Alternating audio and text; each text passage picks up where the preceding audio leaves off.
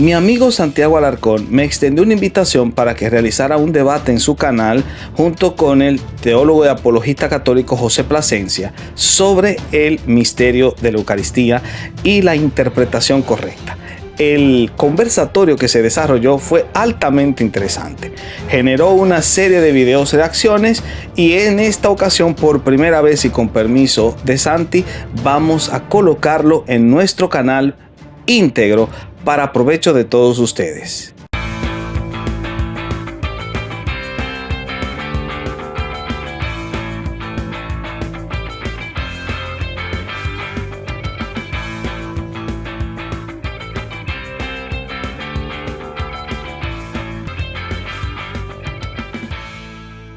Va a haber 10 minutos de apertura para cada uno, simplemente para que aquellos que no conocen a José o a Néstor puedan conocer no solamente qué postura tienen, sino también las razones por las cuales adoptan la postura que adoptan. Está bien, reitero, evidentemente, a ver, José, católico, Néstor, protestante, algo vamos a saber hacia dónde se va a inclinar su postura y su defensa.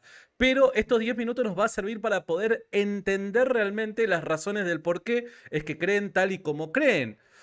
Luego vamos a abrir el momento del diálogo, donde yo voy a tratar de intervenir lo menos posible. La idea es que haya un diálogo fluido entre ellos, preguntas, respuestas, intervenciones entre ellos. Yo voy a tratar de moderar más que nada el tiempo de las respuestas para que no se convierta la respuesta en algo demasiado extenso y eso nos permita la fluidez del diálogo. Voy a tratar de intervenir en esos momentos para indicar si es que, bueno, se están tomando mucho tiempo o algo por el estilo, y también si a mí me nace alguna duda con respecto a algo que se haya dicho en el debate, ya sea hacia José o ya sea hacia Néstor, voy a dirigir mis inquietudes. Como así también voy a ir viendo en el chat las preguntas que vayan haciendo y voy a ver si hay alguna que sea acorde al tema que se está tratando y que sea importante hacerle tanto a Néstor como a José.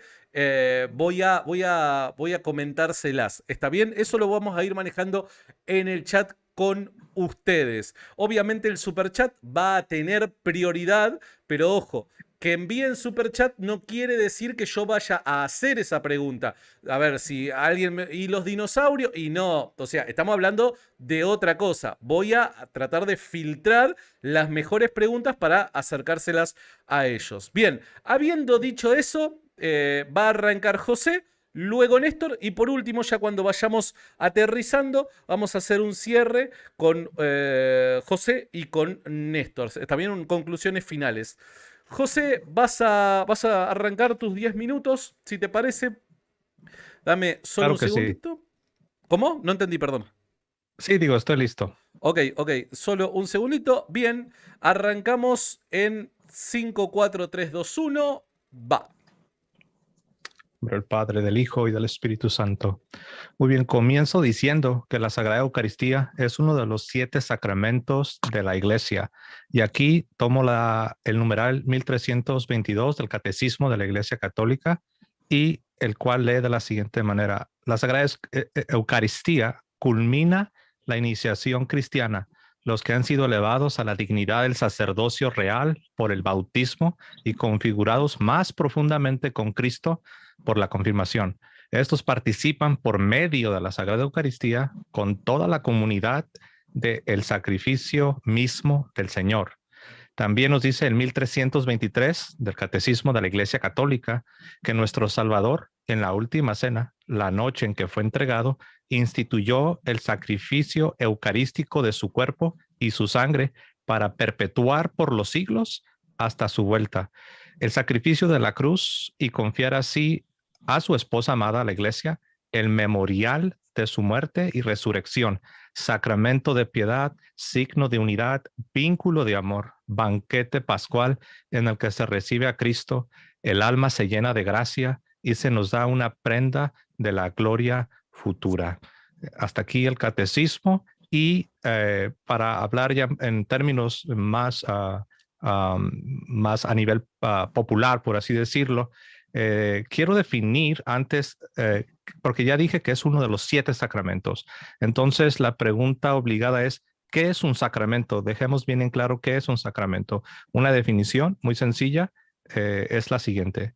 Un sacramento es un signo visible de santidad instituido por Dios, cuya eficacia está determinada por la economía particular de la gracia a la que pertenece ese sacramento en lo particular. Es decir, nos dan la gracia de Dios a manera general, pero también cada sacramento nos comunica unas gracias que son particulares o son propias de cada uno de esos sacramentos, y la Eucaristía no es la excepción. Entonces quise comenzar con esta breve definición de lo que es un sacramento, porque estaremos hablando de la Sagrada Eucaristía, la cual es un sacramento. Ahora, continuando, la Sagrada Eucaristía es el verdadero cuerpo y sangre de Jesucristo, pero bajo la apariencia de pan y vino. Es decir, se ve como pan, sabe a pan. Si lo tocas, lo vas a palpar como si fuese un pan, y asimismo el vino, porque está bajo las apariencias de pan y vino. ¿Ok? Ahora, este sacramento que es cuerpo, sangre, alma y divinidad de Jesucristo es para el alimento de nuestras almas. Olvidé mencionar, Santiago, me indicas cuando me falte un minuto, por favor. Ahora, continuando, al día siguiente de la multiplicación de los panes, y esto es importante, entender el contexto de San Juan capítulo 6, que es donde voy a estar ahora comentando. San Juan capítulo 6, donde Jesús se describe a sí mismo como el pan vivo, el pan del cielo, y más adelante en los siguientes versículos estará diciendo que es necesario comer su carne y beber su sangre. Antes de que esto suceda, en el día anterior, el Señor Jesucristo había llevado a cabo un milagro. Él había multiplicado los panes para alimentar al pueblo. Entonces nosotros aquí ya vemos una cierta preparación, donde tenemos un pan que alimenta al pueblo, y también vemos que este pan tiene un aspecto milagroso, pues se ha tratado de la multiplicación de los panes. No es pan común, sino es pan que es traído mediante un acto sobrenatural. Y al día siguiente, Jesús es cuando nos da lo que conocemos como el discurso del pan de vida. Y ahí es donde encontramos las famosas palabras de yo soy el pan vivo que ha descendido del cielo. El que coma mi carne y beba mi sangre tiene vida eterna. Pero bueno, me regreso y continúo. Jesús dijo, el pan que yo daré es mi carne para la vida del mundo. Los judíos, por tanto, discutían entre sí en este pasaje. Estamos en San Juan, capítulo 6, particularmente del verso 48 en adelante. Nos dice el evangelista que los judíos estaban murmurando, estaban debatiendo entre sí, y ellos discutían y ellos decían, ¿cómo puede darnos a comer su carne? Entonces Jesús les dijo, en verdad os digo, si no coméis la carne del Hijo del Hombre y no bebéis su sangre, no tendréis vida en vosotros. El que come mi carne y bebe mi sangre tiene vida eterna, y yo le resucitaré en el último día, porque mi carne es verdadera comida y mi sangre es verdadera bebida. El que come mi carne y bebe mi sangre permanece en mí y yo en él. Como el Padre viviente me ha enviado y yo vivo por el Padre, así el que me come también vivirá por mí. Ahora, es importante notar que aún todavía, en el sentido formal, Jesucristo no ha instituido todavía la Sagrada Eucaristía. Eso habría de suceder la noche anterior a su pasión, en lo que conocemos como la Última Cena, donde estando en la Pascua, después de haberla comido, pues sabemos nosotros las palabras de institución. Y aquí yo voy a citar a la letra del Evangelio de San Lucas, el capítulo 22, versos 19 en adelante, donde encontramos las siguientes palabras. Y tomando el pan, dio gracias.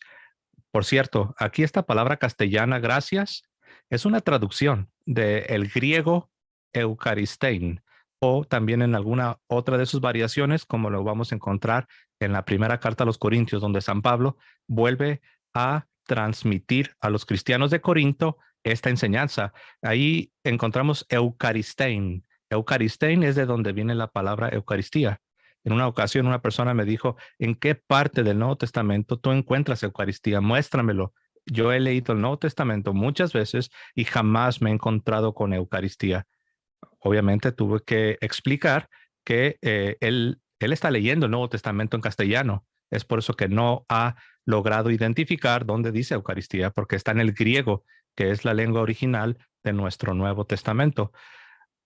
Hablando del Señor, y tomando el pan, dio gracias y lo partió y les dio diciendo, esto es mi cuerpo que se entrega por vosotros. Haced esto en conmemoración mía. De la misma manera, también el cáliz, después de haber cenado, diciendo, este es el cáliz del Nuevo Testamento en mi sangre, que será derramada por vosotros. Entonces nosotros aquí vemos estos dos pasajes, San Juan capítulo 6 y este otro pasaje que acabamos de leer, Lucas capítulo 22, donde esos son los pasajes clásicos, por así decirlo, para hablar del fundamento que tiene la Sagrada Eucaristía.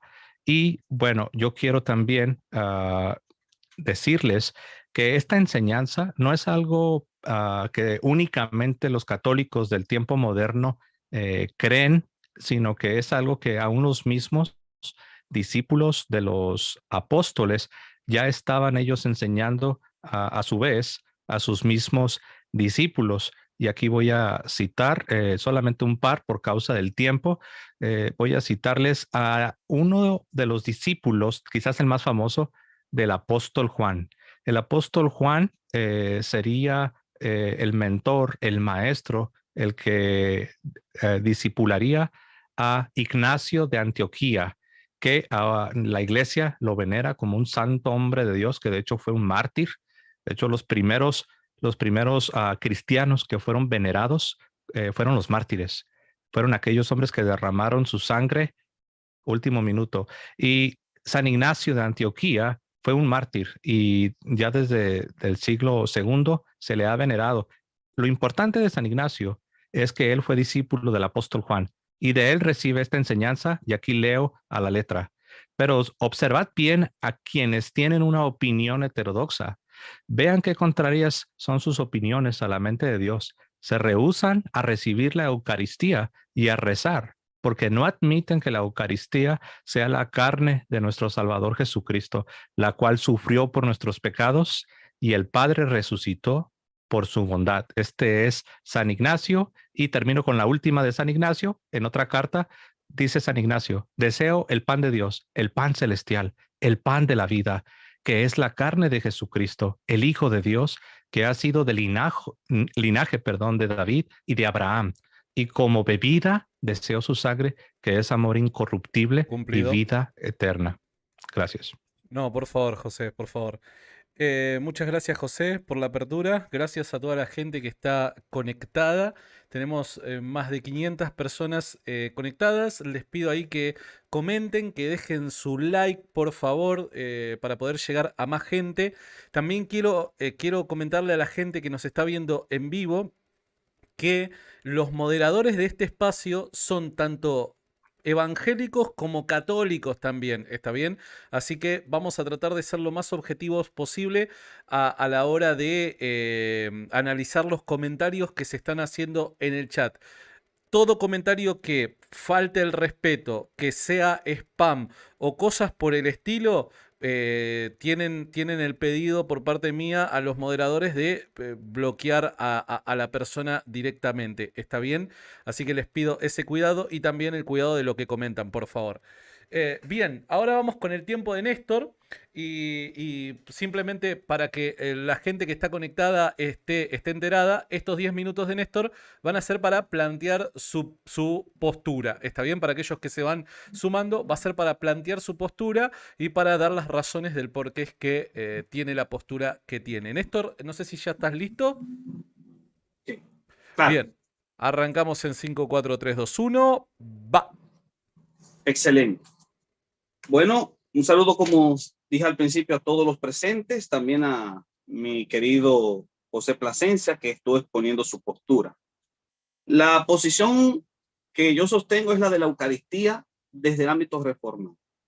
Y la postura reformada de la Eucaristía es la que afirma la presencia real de Cristo, pero no sustancial en los elementos.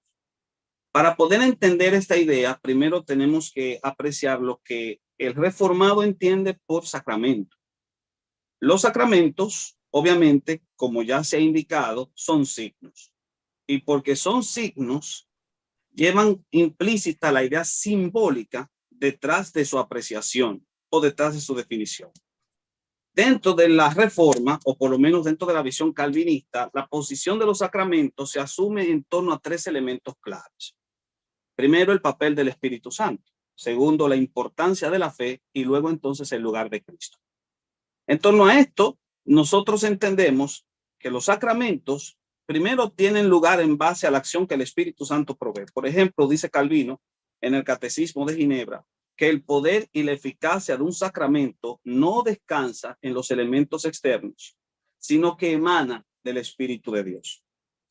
Tocante a la fe, explica Calvino que la fe es indispensable, puesto que seguro el Señor nos ofrece misericordia y la prenda de su gracia en su palabra sagrada, como en sus sacramentos, pero lo comprenden solo aquellos que toman la palabra y los sacramentos con una fe segura.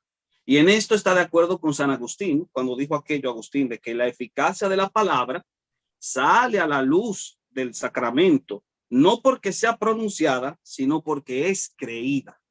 Afirma Calvino que aquel que separa la fe de los sacramentos hace exactamente como apartar el alma del cuerpo. Por ende, los sacramentos no son medios mágicos, ni deben entenderse como medios mágicos, sino como signos que apuntan, no que contienen, sino que apuntan a una realidad que asumimos por fe, tal y como dice la institución 4.14.8. Ahora, tocante a estos dos puntos, es posible que encontremos muchas similitudes con la forma como el católico romano entiende la Eucaristía, puesto que no se puede negar que dentro de la visión del catolicismo romano hay una apreciación de la conexión entre el Espíritu de Dios y los sacramentos, como también la fe y los sacramentos. Sin embargo, donde puede haber diferencias es en torno al tercer punto, el lugar de Cristo. Para los reformados, los sacramentos conllevan una comprensión específica del lugar de Cristo, en el que se dice que estos se encuentran significado en Cristo, porque Cristo es la materia de todos los sacramentos, porque en él ellos tienen toda su consistencia, que es lo que él utiliza el término latín de soliditatem, y ellos no prometen nada aparte de él, porque los beneficios de los sacramentos se confieren mediante el Espíritu Santo, que nos hace partícipes en Cristo. Pero cuando se les tuerce en otra dirección, todo su valor se destruye lamentablemente. En otras palabras, si nos concentramos en los elementos y no en el Cristo hacia el cual ellos señalan, malinterpretamos y desvirtuamos los sacramentos. Y esto es muy llamativo, puesto que parece ser que en la definición implícita que se tiene de sacramento se conlleva esta idea. Nótese que se ha definido al sacramento como signo. Los signos apuntan a una realidad aparte del sacramento. Esta realidad a la que apunta aparte tiene que vincularse de una forma o alegórica o espiritual. Si asumimos una visión alegórica, podríamos nosotros inducir la visión que el bautista promedio asume de los sacramentos. Pero la visión bautista no es la visión reformada. La visión reformada de los sacramentos es la visión que ve una conexión espiritual entre el elemento y el ser hacia el cual apunta el elemento o el hecho hacia el cual apunta el elemento. Es un término de orden de facto, es decir, es el factotum del elemento lo que realmente se apela a la idea del signo.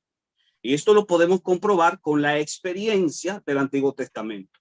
Sin duda alguna, en el Antiguo Testamento teníamos signos que eran de corte retroactivo. Los signos retroactivos apuntaban hacia el futuro. La circuncisión, el sábado o día de reposo, el cordero pascual. Todos estos signos apuntaban hacia el Mesías. Sin embargo, cuando vino el Mesías, estos signos se cumplieron. Ya no hay necesidad de circuncidar o de guardar un determinado día o de sacrificar corderos pascuales, porque los signos retroactivos hallaron su cumplimiento con la primera venida de Cristo. ¿Hacia qué apuntaban los signos retroactivos? Hacia el hecho más importante de todos, el hecho cósmico en el ámbito soteriológico, que es la cruz, la muerte y sepultura y resurrección de Cristo. La cruz se convierte en la realidad, en el factotum hacia el cual apuntaban los signos retroactivos del Antiguo Testamento. Pero cuando vino Cristo, se abrió una nueva era, la era de la dispensación o era eclesial, la era de la dimensión presente del reino de los cielos, que también tiene fecha de caducidad, puesto que se apela a una segunda venida, a un hecho escatológico, de modo que al apuntar hacia un hecho escatológico se crea otra línea de tiempo dentro del plan de salvación o de la Heilgeschichte o historia de la salvación. Este nuevo punto, esta nueva dispensación, si se quiere utilizar el término griego que utiliza Pablo en Efesios 1, apunta a una necesidad, y la necesidad es que amerita ciertos signos que la comunidad de creyentes deben tener para poder seguir asumiendo la verdad de este hecho. La única diferencia es que si en la dispensación del Antiguo Testamento los signos eran de corte retroactivo, en el Nuevo Testamento se nos provee de símbolos, se nos provee de signos. Estos signos son de corte sacramental, pero estos signos tienen una doble naturaleza. Ya no son solo retroactivos, sino retrospectivos, porque apuntan hacia el pasado, retrospectivos, y porque apuntan hacia el futuro, retroactivos. Un ejemplo de ello lo vemos con el sacramento del bautismo. El bautismo es un sacramento retroactivo, retrospectivo, porque apunta hacia el pasado mirando a la muerte, sepultura y resurrección de Cristo, y apunta hacia el futuro apelando a la muerte, sepultura y resurrección del creyente. De la misma manera, la cena del Señor es un sacramento que involucra un elemento retroactivo y retrospectivo. Retroactivo porque mira hacia la segunda venida de Cristo, tal y como Jesús mismo lo indica cuando dice que hagamos esto en memoria de Él, y no solamente en memoria de Él, sino que no tomará del jugo de la vid hasta que no lo tome de nuevo con sus discípulos en el reino de los cielos. Está apelando a un hecho escatológico retroactivo. Al mismo tiempo, Pablo asimila esa misma concepción en 1 Corintios capítulo 11, versículo 20, cuando dice aquello directamente de que la muerte del Señor anunciáis hasta que Él venga. El verso 26, la muerte del Señor anunciáis hasta que Él venga. Lo que implica en este caso que hay una carga escatológica en el signo, en el sacramento, una carga que apunta hacia el futuro. Lo mismo pasa con el elemento retroactivo, puesto que la cena del Señor o Santa Cena o Eucaristía también apunta hacia el pasado, a la muerte y sepultura y resurrección de Cristo, específicamente a la cruz. Y esto es importante que lo tengamos en consideración, porque si esto es así, entonces lo que realmente tiene valor en el sacramento no es si está presente de forma corporal en la substancia, sino el acto, el hecho hacia el cual apunta el sacramento. Pareciera en este sentido que la idea previa que sostiene precisamente el evangelista es justamente esa concepción de que por medio del sacramento nosotros apelamos al acto sacrificial de Cristo, y el acto sacrificial de Cristo es lo que se convierte en verdadera comida y en verdadera bebida. La participación del sacramento simplemente es un signo externo de una realidad que supera al sacramento y que le trasciende, y esa es la perspectiva reformada. Bueno, muchas gracias, Néstor. A ver, más allá de la postura que la gente que está, más allá de la postura que vos adoptes, ¿no? Le hablo a la gente que está viendo este debate. Creo que debemos asumir que ambos son magníficos exponentes.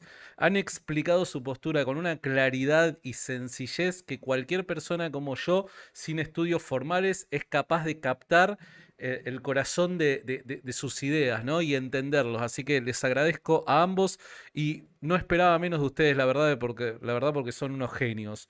Tenemos casi 700 personas en vivo, pero tenemos solamente 330 likes, muchachos. Ayúdennos si te gusta este tipo de contenido, si te gusta este tipo de debates y demás, ayúdanos, danos tu like, no te cobramos nada, solamente poner el pulgarcito para arriba, tu comentario para que el algoritmo de YouTube nos ayude a llegar a más gente. Solamente eso te pido, déjanos tu like enorme.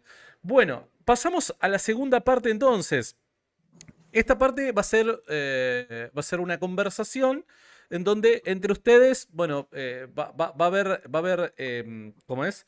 Em, se Diálogo. pretende que haya una fluidez en el diálogo, ¿sí? Sin interrupciones mías. Yo voy a ser un actor secundario, siempre y cuando se note que, como lo decíamos en privado, uno tarde mucho tiempo en desarrollar sus respuestas. Voy a tratar de hacérselo saber simplemente para que esto no se convierta, no sé, un monólogo, por así decirlo. Así que nosotros, hablando en privado, ya arreglamos que como máximo cada respuesta en este diálogo fluido tiene que durar aproximadamente 4 minutos. Si dura más que ello, yo voy a decirle, chicos, mirá, trata de redondear y demás para que la conversación pueda seguir naturalmente. Después, si a mí me nace alguna opinión, duda o algo por el estilo, se la voy a dirigir tanto a José como a Néstor, o voy a ir viendo en el chat las preguntas que vayan apareciendo para también hacérselas saber. Bien, habiendo cada uno transmitido por qué es que cree lo que cree, ¿qué les parece si arrancamos con esta segunda parte? Y le doy ahí la palabra a José. Gracias, Santiago. Gracias, Néstor, por tomar el tiempo para explicar la postura que sostienes. Una pregunta, Néstor. Tú mencionabas en esta introducción que sí crees en la presencia real, pero decías que no en el sentido corporal o como lo creemos los católicos, ¿no? Que es el cuerpo, alma, cuerpo, sangre, alma y divinidad, ¿no? De Jesucristo. Y quería preguntarte, exactamente a qué te refieres con creer en la presencia real, pero no creer que ahí está el cuerpo de Cristo. Bueno, este punto es muy bueno y muy importante porque es lo que realmente diferencia la posición reformada de cualquier otra postura.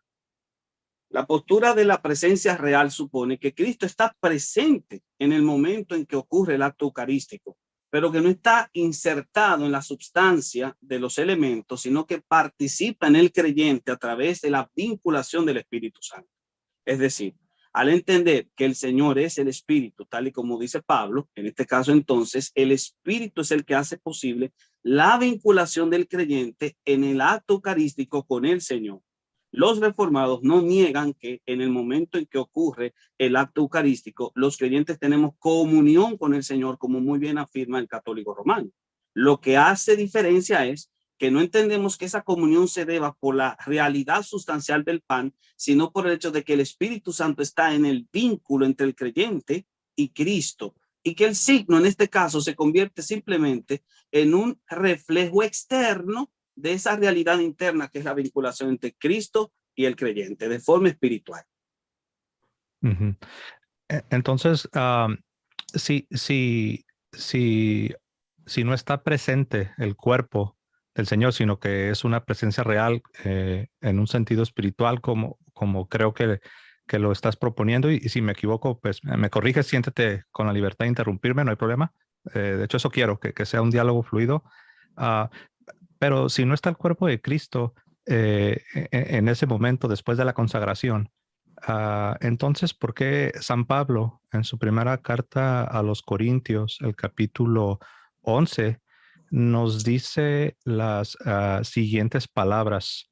Porque quien come y bebe sin discernir el cuerpo, come y bebe su condenación. ¿Cómo entender esta presencia real, pero solo espiritual, y al mismo tiempo las palabras de San Pablo que nos dice que sí comemos el cuerpo del Señor?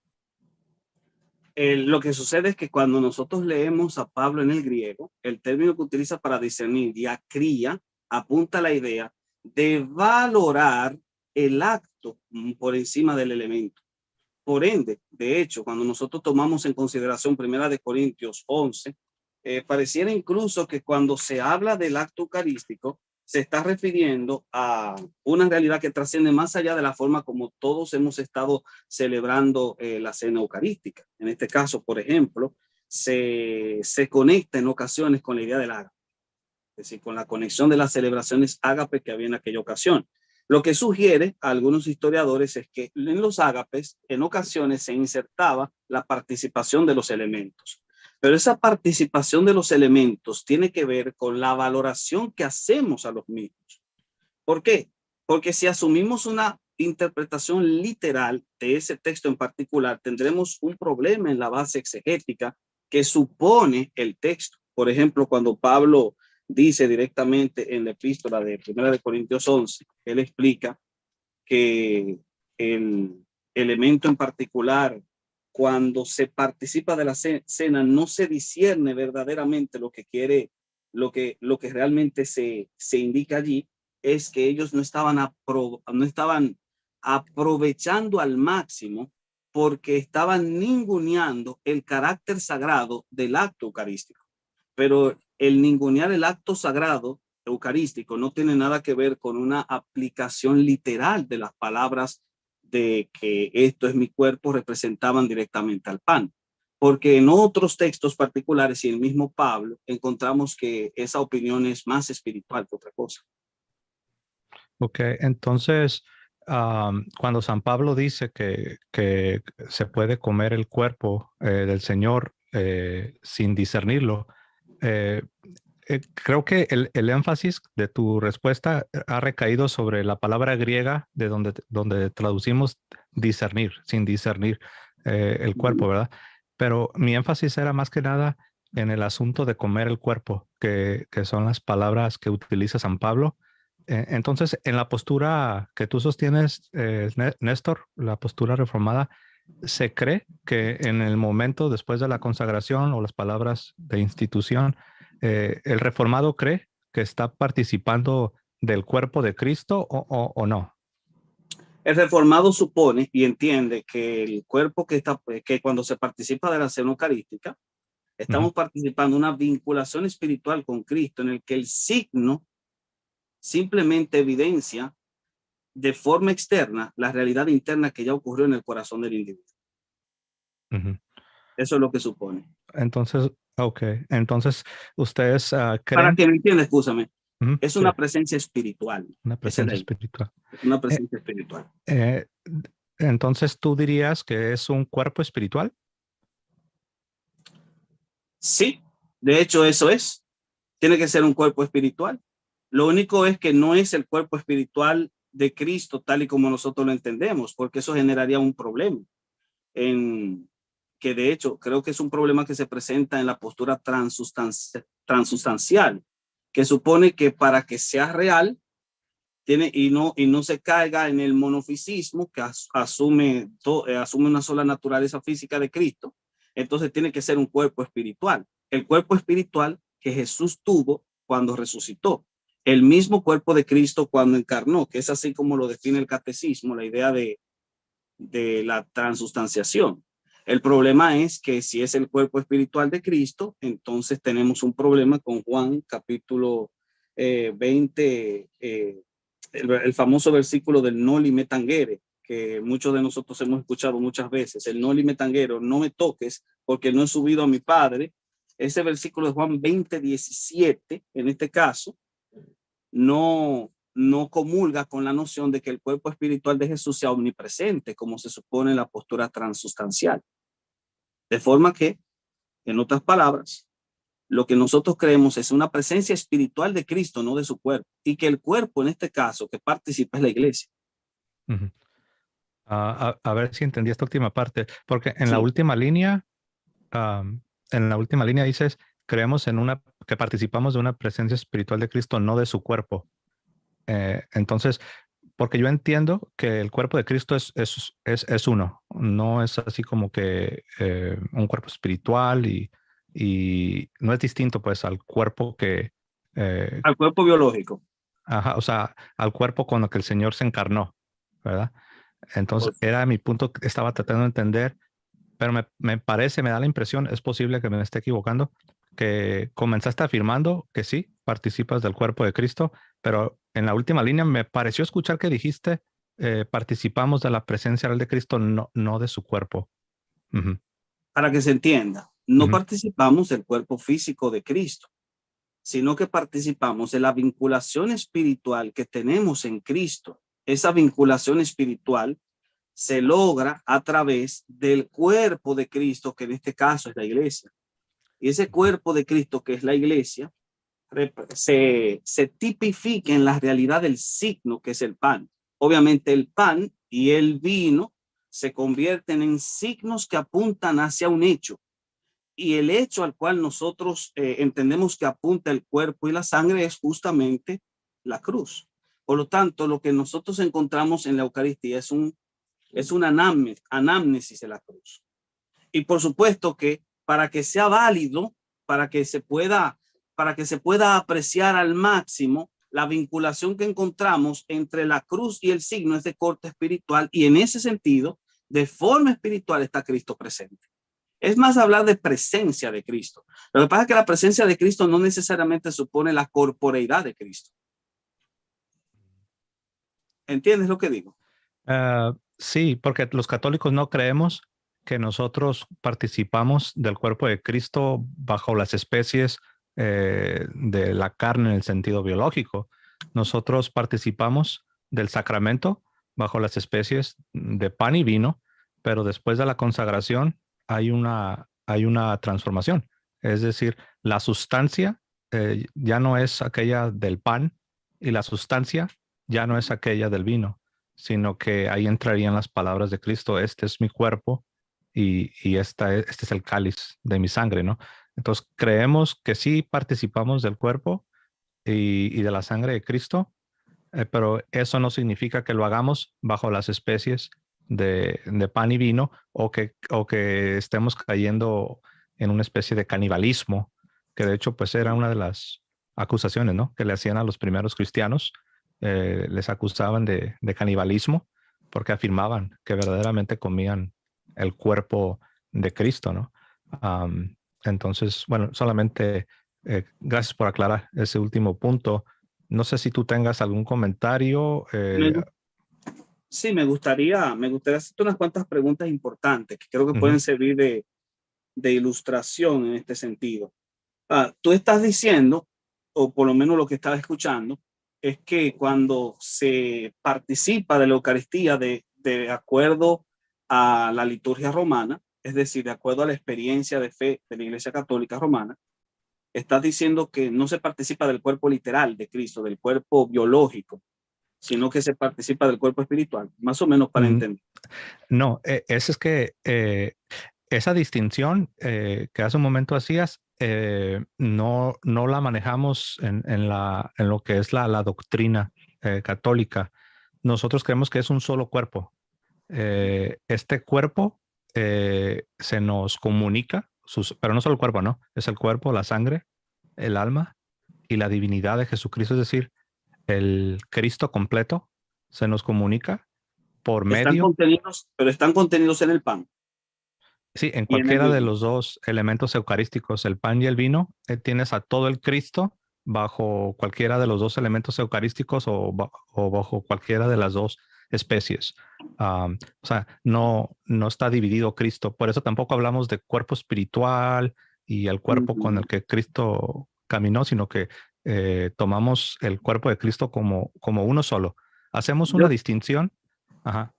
yo te digo esto porque he escuchado a algunos hermanos católicos Ujú, que, hablando del tema, no en debate, sino hablándolo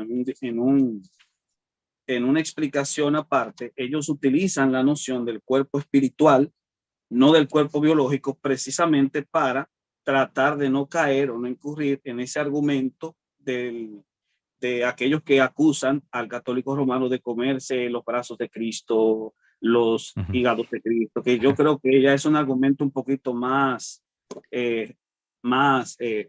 ¿cómo diría? Paródico. Voy a decir paródico. No creo que sea un argumento que sea necesario traer a colación acá. Y en ese sentido, la idea es que para poder solucionar esto se dice que está presente Cristo, porque el Concilio de Trento dice que su presencia es verdadera, real y sustancial. Está presente en la sustancia de los elementos, pero ese cuerpo que está presente, que es el mismo cuerpo encarnado, no puede ser el cuerpo físico, sino más bien el cuerpo espiritual. Entonces yo lo había escuchado y me daba la sensación de que ellos estaban creando también esa separación de cuerpo espiritual. Y yo decía, bueno, es que si hay una separación de cuerpo espiritual hay dos problemas. El primero es Jesús cuando, cuando se refiere directamente a sí mismo en el momento en que hace la presentación eucarística en la última cena, Jesús está fuera del lugar y está diciendo que el pan que tiene en la mano es su cuerpo.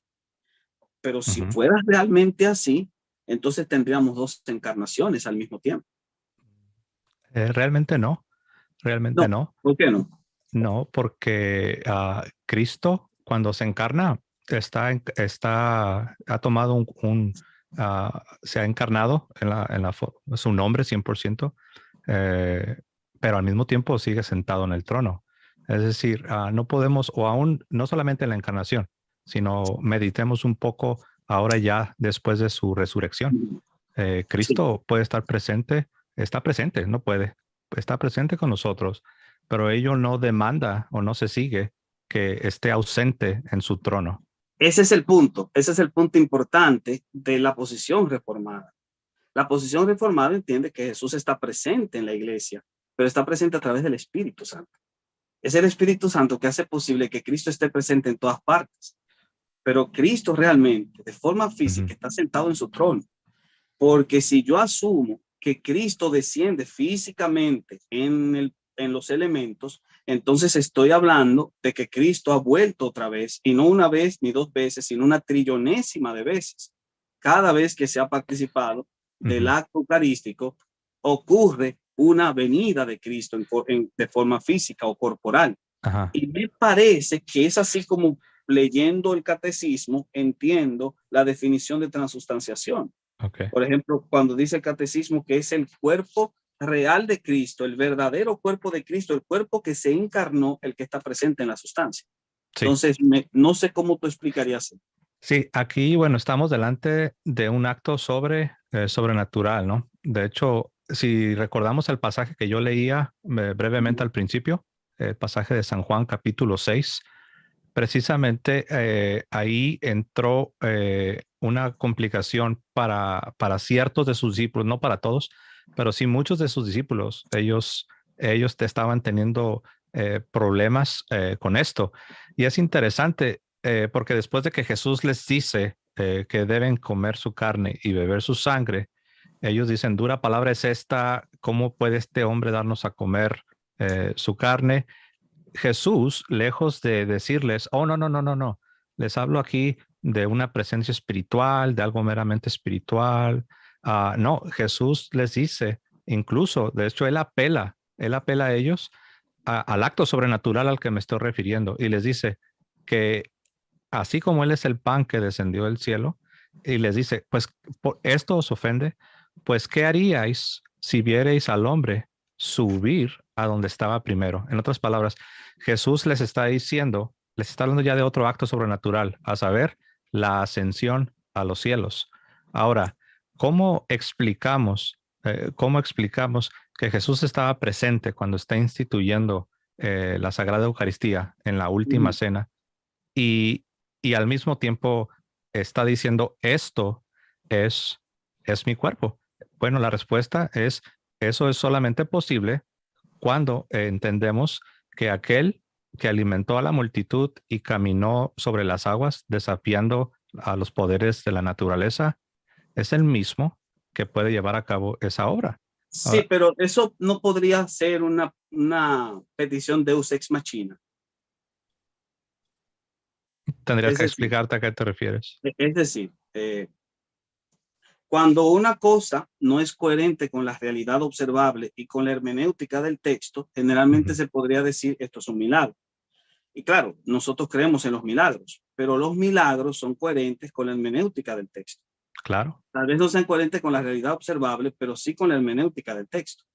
Cuando nosotros analizamos directamente los pasajes, vamos a descubrir que en el ámbito de la lectura del griego, cuando Jesús dice esto es mi cuerpo, utiliza un verbo incoactivo, y el verbo incoactivo apunta que él está viendo en el pan una representación del cuerpo futuro colgado en la cruz.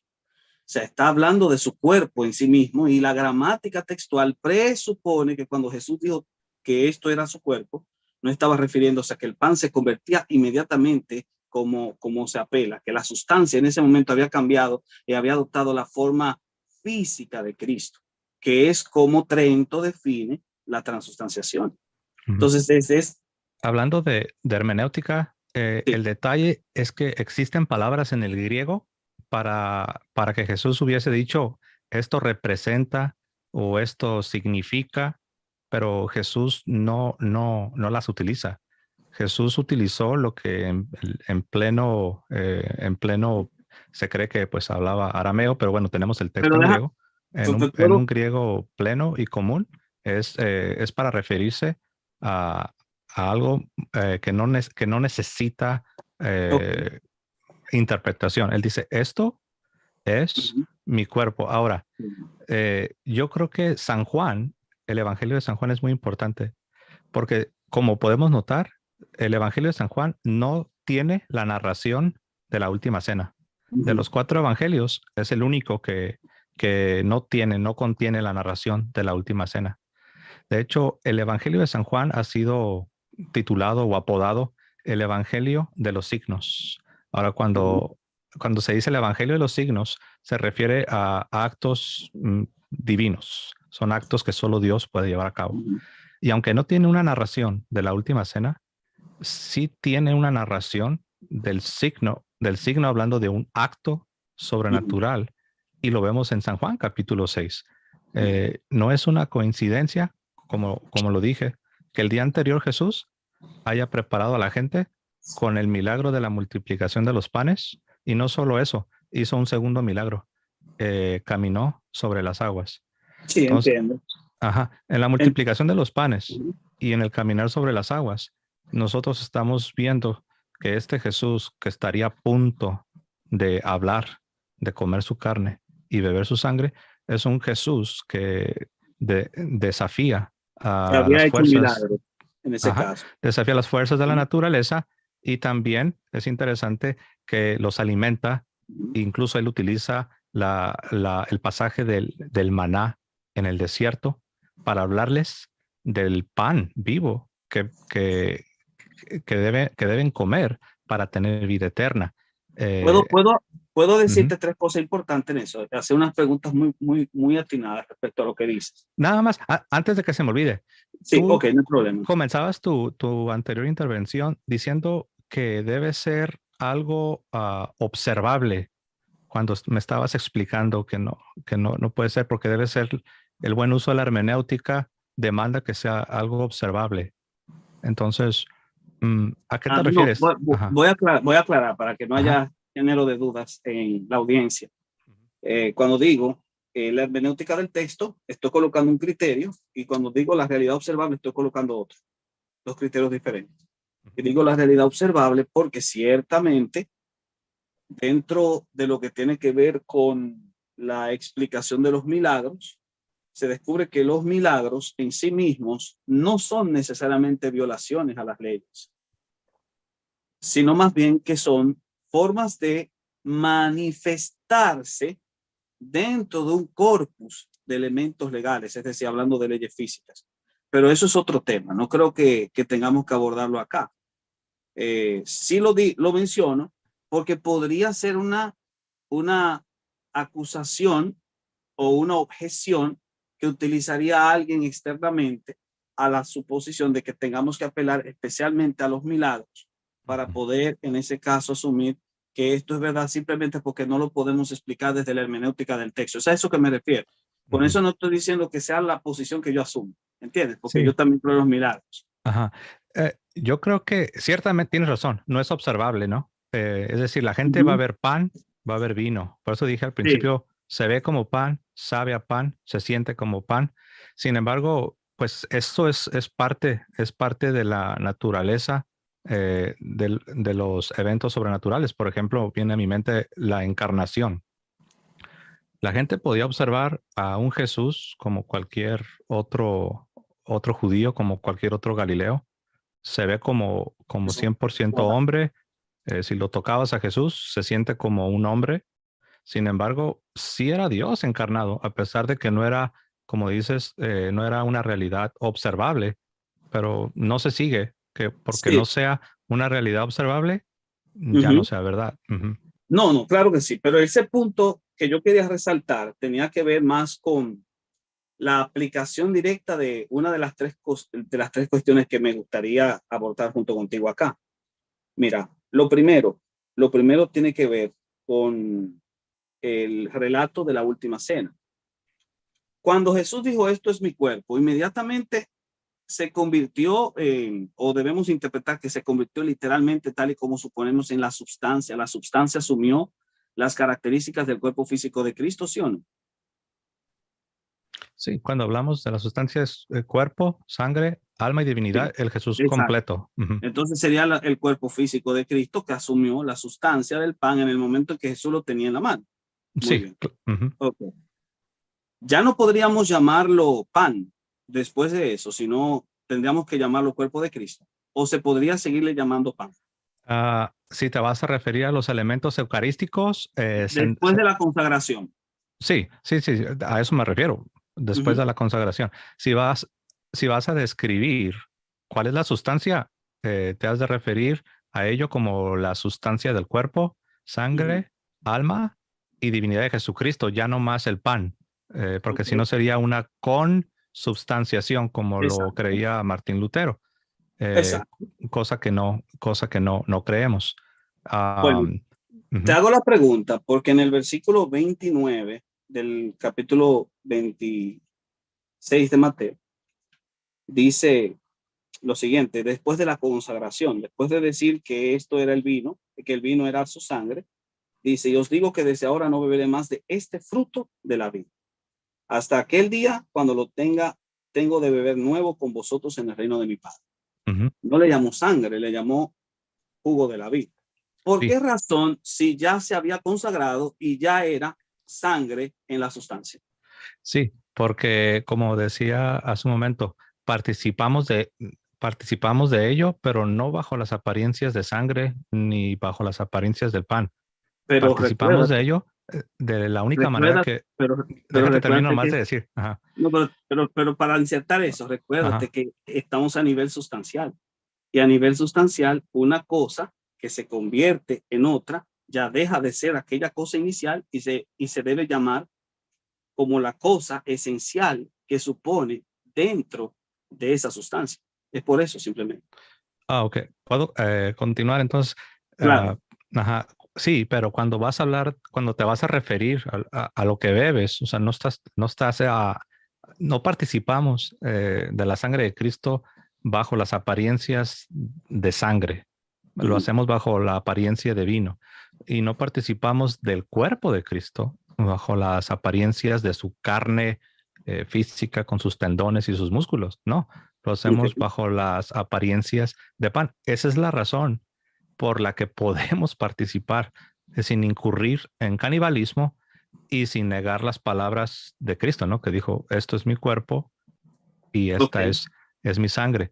Am, entonces, es bien importante entender que no hay ningún problema con que Cristo se haya referido al fruto de la vid, ah, porque eso es precisamente lo que se consagra y es lo que tomamos y lo vamos a tomar, lo vamos a comer, repito, no bajo las apariencias de sangre y carne, sino bajo Ujú. las apariencias de vino y pan, que sustancialmente hablando contienen cualquiera de las dos, el cuerpo, la sangre, el alma y la divinidad. Entonces, si contienen el cuerpo, la sangre, el alma y la divinidad, no importa que la sigamos llamando pan y vino, seguirían siendo, en este caso, pan y vino común, aunque sustancialmente serían el cuerpo, el alma, la sangre y la divinidad. No, así como lo has definido, ahí ya No, estarías entrando en una contradicción. pero bueno, lo que pasa es que es así como cuando escucho la explicación y leo la explicación de la transustanciación, y creo que no Ujú. soy el único, hay muchísimas personas que les causa confusión, de ahí que se necesita apelar al elemento de la fe, créelo, porque no puedes entenderlo. Y ciertamente no estamos diciendo que haya que entenderlo para que sea verdad, Ujú. por supuesto que no. Sí. Pero, Ujú. por ejemplo, con la doctrina trinitaria hay una explicación mucho más lógica, y es mucho más lógico creer en la doctrina de la Trinidad que simplemente asumirla por fe. Mientras que en el caso de la Eucaristía pareciera que se necesita Ujú. de ipso facto el elemento de la fe, porque cuando se explica, incluso el que lo explica tiende a entrar en contradicciones. La pregunta Bueno, sería, ajá. ¿por qué pasa eso? Sí, bueno, solo para comentar, cuando dices que es más lógico creer en la Trinidad, un gran sector de seres humanos, incluyendo algunos que profesaron la fe, estarían en desacuerdo contigo. Viene a mi mente la herejía arriana en el siglo IV. Esta herejía fue tan. Sí, pero escúchame que te Deja interrumpa. nomás termino mi idea. Sí, Ajá, esta no, herejía se pero expande. escúchame que te haya interrumpido, perdóname, de verdad que sí. Lo que pasa es que la herejía arriana es eso, es una herejía, tú mismo lo has dicho. Sí, Pero sí, que continúa. sí, es eso. Es una herejía porque la iglesia, Ujú, pues, hizo un concilio y ujú, entendemos ahora que es una herejía, pero se cree que aproximadamente unas 3/3 partes de la iglesia estaban influenciados en diferentes medidas por ujú. esa herejía. Ahora lo sabemos, no podemos caer en el anacronismo y hablar como que si todo el tiempo tuvo la misma claridad que lo tiene el día de hoy, porque no fue así. Entonces, solo para decir que tú dices que es algo lógico. Sí, ahora lo entendemos, gracias a Dios, que quedó bien confirmado en los concilios, pero no es precisamente así. También hay personas que el día de hoy, no solo en el tiempo de Arrio, sino también el día de hoy rechazan del todo la Trinidad. Y uno de los argumentos es que la Santísima Trinidad no es lógica. Viene a mi mente un ejemplo, no digo que tú pertenezcas a este grupo, pero los testigos de Jehová, ellos precisamente usan ese argumento como el principal. Dicen que no es lógica la doctrina de la Santísima Trinidad. Lo que pasa es Entonces, que cuando yo digo que es lógica, me refiero a que es más comprobable. Por ejemplo, yo puedo comprobar fácilmente apelando a analogías geométricas, analogías matemáticas, a principios matemáticos, el dogma de la Trinidad. A eso me refiero. Que el ruselita, por ejemplo, no se dé cuenta, no hace que no haya una prueba lógica para poder evidenciar el dogma trinitario. Y creo que tiene que ser así, porque Dios condesciende con la ignorancia del individuo para que, utilizando elementos naturales y proveyéndole elementos naturales, pueda construir analogías que no le dejen sin excusa al decir esto era demasiado incomprensible para mí, por eso no lo acepté. ujú. En el caso de la Eucaristía no ocurre eso, no hay una especie de analogía que me pueda a mí permitir ver una relación intrínseca entre el misterio como tal y analogías naturales que puedan resumir esa convicción sin que se caiga en una contradicción. De hecho, tenemos algo mejor que una analogía. Tenemos lo Okay. que son las prefiguraciones del Antiguo Testamento. Por ejemplo, si nada más me dedico a darle lectura, ¿no?, a lo que Jesús dice en San Juan capítulo 6, él claramente está tratando de ayudar a las personas a entender lo que está a punto de prometer, a saber, la Sagrada Eucaristía. Los trata de ayudar hablándoles de sus padres, de sus ancestros que comieron el pan del cielo, comieron el maná. Uh-huh. Entonces, esto lo hace no después, sino lo hace antes de que comience a impartir su doctrina sobre comer su carne y beber su sangre. Entonces, una prefigura del Antiguo Testamento, yo creo que es incluso una ayuda todavía mucho más poderosa que una comparación con la vida diaria. Pero para no olvidarnos de lo que tú comentabas, ¿no? Que porque Jesús se refiere a, al cáliz como el fruto de la vid. Uh-huh. Es precisamente por lo mismo que habla de sí mismo en San Juan capítulo 6 como el Okay. pan vivo, como el pan del cielo. Entonces, si aún los católicos utilizamos estas expresiones para referirnos a Él como el pan del cielo o el fruto de la vid, Okay. mientras no neguemos lo que nos enseña la iglesia de que en la sustancia está el cuerpo, la sangre, el alma y la divinidad de Jesucristo, no estaríamos incurriendo en una herejía porque se entiende que estamos utilizando expresiones que vienen incluso desde el Antiguo Testamento para hacer referencia a este grande misterio. Ok, déjame ver si podemos explorar un poquito sobre el tema de Juan 6. Me llama mucho la atención. Juan 6:51 se utiliza mucho como base para referirse al tema de una justificación literal de las palabras de Jesús en la última cena. Y hasta ahora es el único texto que se podría decir que apunta a una literalidad de la interpretación de las posturas respecto a la misma, porque las palabras de Pablo son muy ambiguas. Las palabras incluso de Cristo son muy ambiguas, en cierto sentido. Ahí sí estoy en desacuerdo, ¿no? Pero adelante. Sí, pero hay más literalidad en decir el pan que daré es mi carne es verdadera comida, etc. Hay más literalidad allí. ¿Sabes por qué? ¿Sabes por qué estoy en desacuerdo? Porque cuando Jesús dice esto es mi cuerpo, lo dice justo en el momento de la consagración. Sí, pero recuérdate que ocurre el problema de las dos encarnaciones. Otra vez, yo tengo que suponer que Jesús se encarnó dos veces. En el momento en que él estaba encarnado y luego agarró el pan. Hay dos encarnaciones y eso es un problema. Eso se llama monofisismo. Sí, no. Es cierto. Entonces, la iglesia rechaza la creencia en una doble encarnación. Eso sería herético. Por ende, la suposición literal de las palabras de Cristo en Mateo 26:22, Lucas 22:19, serían, en este caso, un problema porque presumiría dos encarnaciones al mismo tiempo, a menos que Jesús fuese un ser que ocupase su cuerpo dos lugares al mismo tiempo, que su materia ocupase dos lugares al mismo tiempo, y eso no es posible porque Jesús en su cualidad de humano no era omnipresente, y la cualidad de la omnipresencia no es adjudicada al Cristo encarnado, ni siquiera al Cristo exaltado, puesto que el cuerpo espiritual de Cristo, es decir, el cuerpo glorificado, no tenía, en este caso, la cualidad de omnipresencia, tal y como lo menciona el versículo famoso que le dijo a María Magdalena, no me toques porque no he subido todavía a mi Padre, Juan 20:17.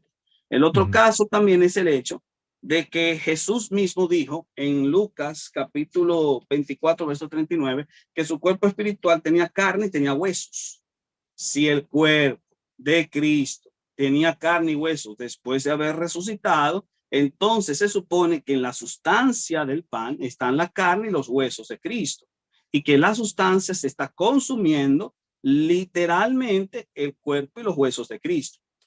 Por ende, es ambiguo. Ahora bien. Estás confundiendo dos categorías ahí. No creo. No creo. Sí, de hecho, sí, porque no creemos. ¿Cuáles serían las categorías que confundiría, por favor? Sí, nosotros no creemos que comemos el cuerpo bajo las especies de su carne y sus huesos y todo lo que acabas de describir, los tendones, los músculos, no. Lo comemos bajo las especies del pan. Pero hay un problema. Déjame ver si esto es verdad. Si el cuerpo de Cristo en la sustancia, como dijiste, está el cuerpo, el alma y la divinidad, entonces se supone que la sustancia del pan es divina. Si es divina, es porque está presente el cuerpo, literalmente. Y cuando tú consumes el pan, independientemente estás consumiendo el cuerpo. No tendría sentido, a menos que nos hiciéramos calvinistas y creyéramos que es una vinculación espiritual. Pero eso es calvinismo, eso no es la doctrina de Trento. Entonces, mi cuestionante es una pregunta importante que creo que todo buen dogmático dentro del catolicismo romano tendría que plantearse. Mi gran pregunta, mi gran interrogante en este sentido sería, si es divino, debe ser adorado. ¿Se adora el cuerpo de Cristo en la hostia? Sí, claro. Porque es Cristo y Cristo es digno de nuestra adoración. Entonces, de hecho, es lo que dice justamente el dogma, cuando dice que el cuerpo y la sangre de Cristo sinceramente tiene que ser reverenciado, y si no se reverencia, se anatema. En el Concilio de Trento se anatematiza a todo aquel que no adore este santísimo sacramento. Sin embargo, estamos hablando directamente de que para poder validar esto, necesitaríamos una configuración no solo textual, sino escritural y, por ejemplo, y dogmática.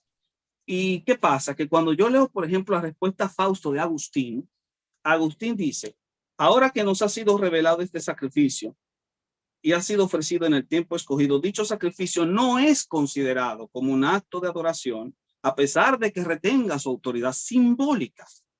Agustín niega que deba ser adorado y sin embargo el Concilio de Trento se pasa por encima a Agustín, que es parte del magisterio, y le infiere una condición de adoración que no estaba presente en los concilios anteriores, ni siquiera en el Cuarto Concilio Laterano, que es el concilio que por cierto aprueba la doctrina transustancial de forma oficial. Hay que recordar que esta no era una doctrina oficial hasta 1215. Entonces ese es un punto importante que me gustaría ver cómo nosotros podríamos coincidir en el hecho de que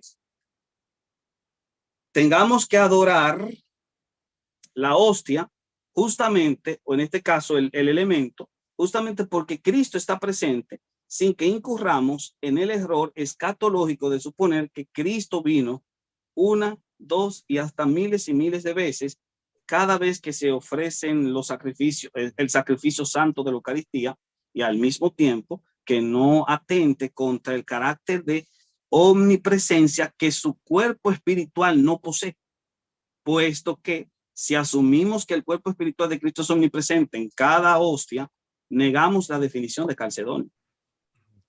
Sí, bueno, yo veo dos cosas. Veo que estás confundiendo categorías porque tú crees que cuando la sustancia del pan y del vino se convierten en el cuerpo, sangre, alma y divinidad de Jesucristo, eso equivale o es idéntico a la segunda venida, cosa que me sorprende que afirmes, porque aún teólogos protestantes pueden hacer esta distinción. Entonces, aquí yo veo una pequeña confusión, que de hecho no es tan pequeña, sí es significativa. Okay. Y es importante distinguir, ¿no? Porque como dice la famosa frase, el que no distingue se confunde. Eso por un lado. Otra cosa en la que veo que también hay un poco de confusión es cuando dices que el cuerpo espiritual de Cristo no es omnipresente. Ahí yo tal vez sí te invitaría un poquito a la reflexión, porque tengo que ser honesto, yo es la primera vez que escucho esta afirmación. Ok, entiendo. Yo sé que no es un argumento muy común, porque justamente es un argumento reflexivo. Perdón. Sí. José, vos decís que hay teólogos protestantes que no estarían de acuerdo con lo que Néstor está mencionando. ¿Podrías citar a alguien y dar las razones que estas personas presentan para afirmar eso? Sí, Martín Lutero. Martín Lutero sí creía que ahí, a pesar de que él se desvió un poco, no demasiado, pero sí se desvió un poco de la enseñanza de la iglesia, él creía que en el momento de la consagración, ahí tenías presente la sustancia de Cristo, el Cristo completo, cuerpo, sangre, alma y divinidad, pero también decía que de alguna manera misteriosa también permanecía la sustancia del pan, como que si el pan estaba arriba, abajo y en todo alrededor, como rodeando a la otra sustancia, a la sustancia de Cristo. Pero Lutero no decía no creía, perdón, que para afirmar tal cosa, eso significaba que esa consubstanciación, esa presencia real de Cristo, era idéntica a la segunda venida de Cristo. Y la razón por la que le mencionaba a Néstor que me sorprendía y que no lo había escuchado nunca, es porque él mismo hizo un buen punto al principio, cuando él citaba las palabras de San Pablo en su primera carta a los Corintios, donde San Pablo dice, citando al Señor Jesús, haced esto en memoria mía hasta que yo venga. Entonces, claramente en el mismo texto sagrado tenemos esta distinción. Las dos son presencias reales, pero no hay que confundir, hay que distinguir más bien. Tú sabes que yo te menciono eso, no es tanto porque sea una asunción personal, es una objeción que presenta un teólogo católico. el teólogo católico, es un poquito incómodo de pronunciar el nombre, pero el nombre es este. Te lo voy a mencionar ahora mismo. Él se llamaba Edward Hilbex. Hilbex es un erudito católico que justamente decía que había unos problemas en el tema de la interpretación literal del sacramento de la transustanciación. Y él prefería hablar más bien de la transignificación, más que de la transustanciación, porque él decía que habían 3 errores que genera esta posición. Y estoy hablando de un teólogo católico.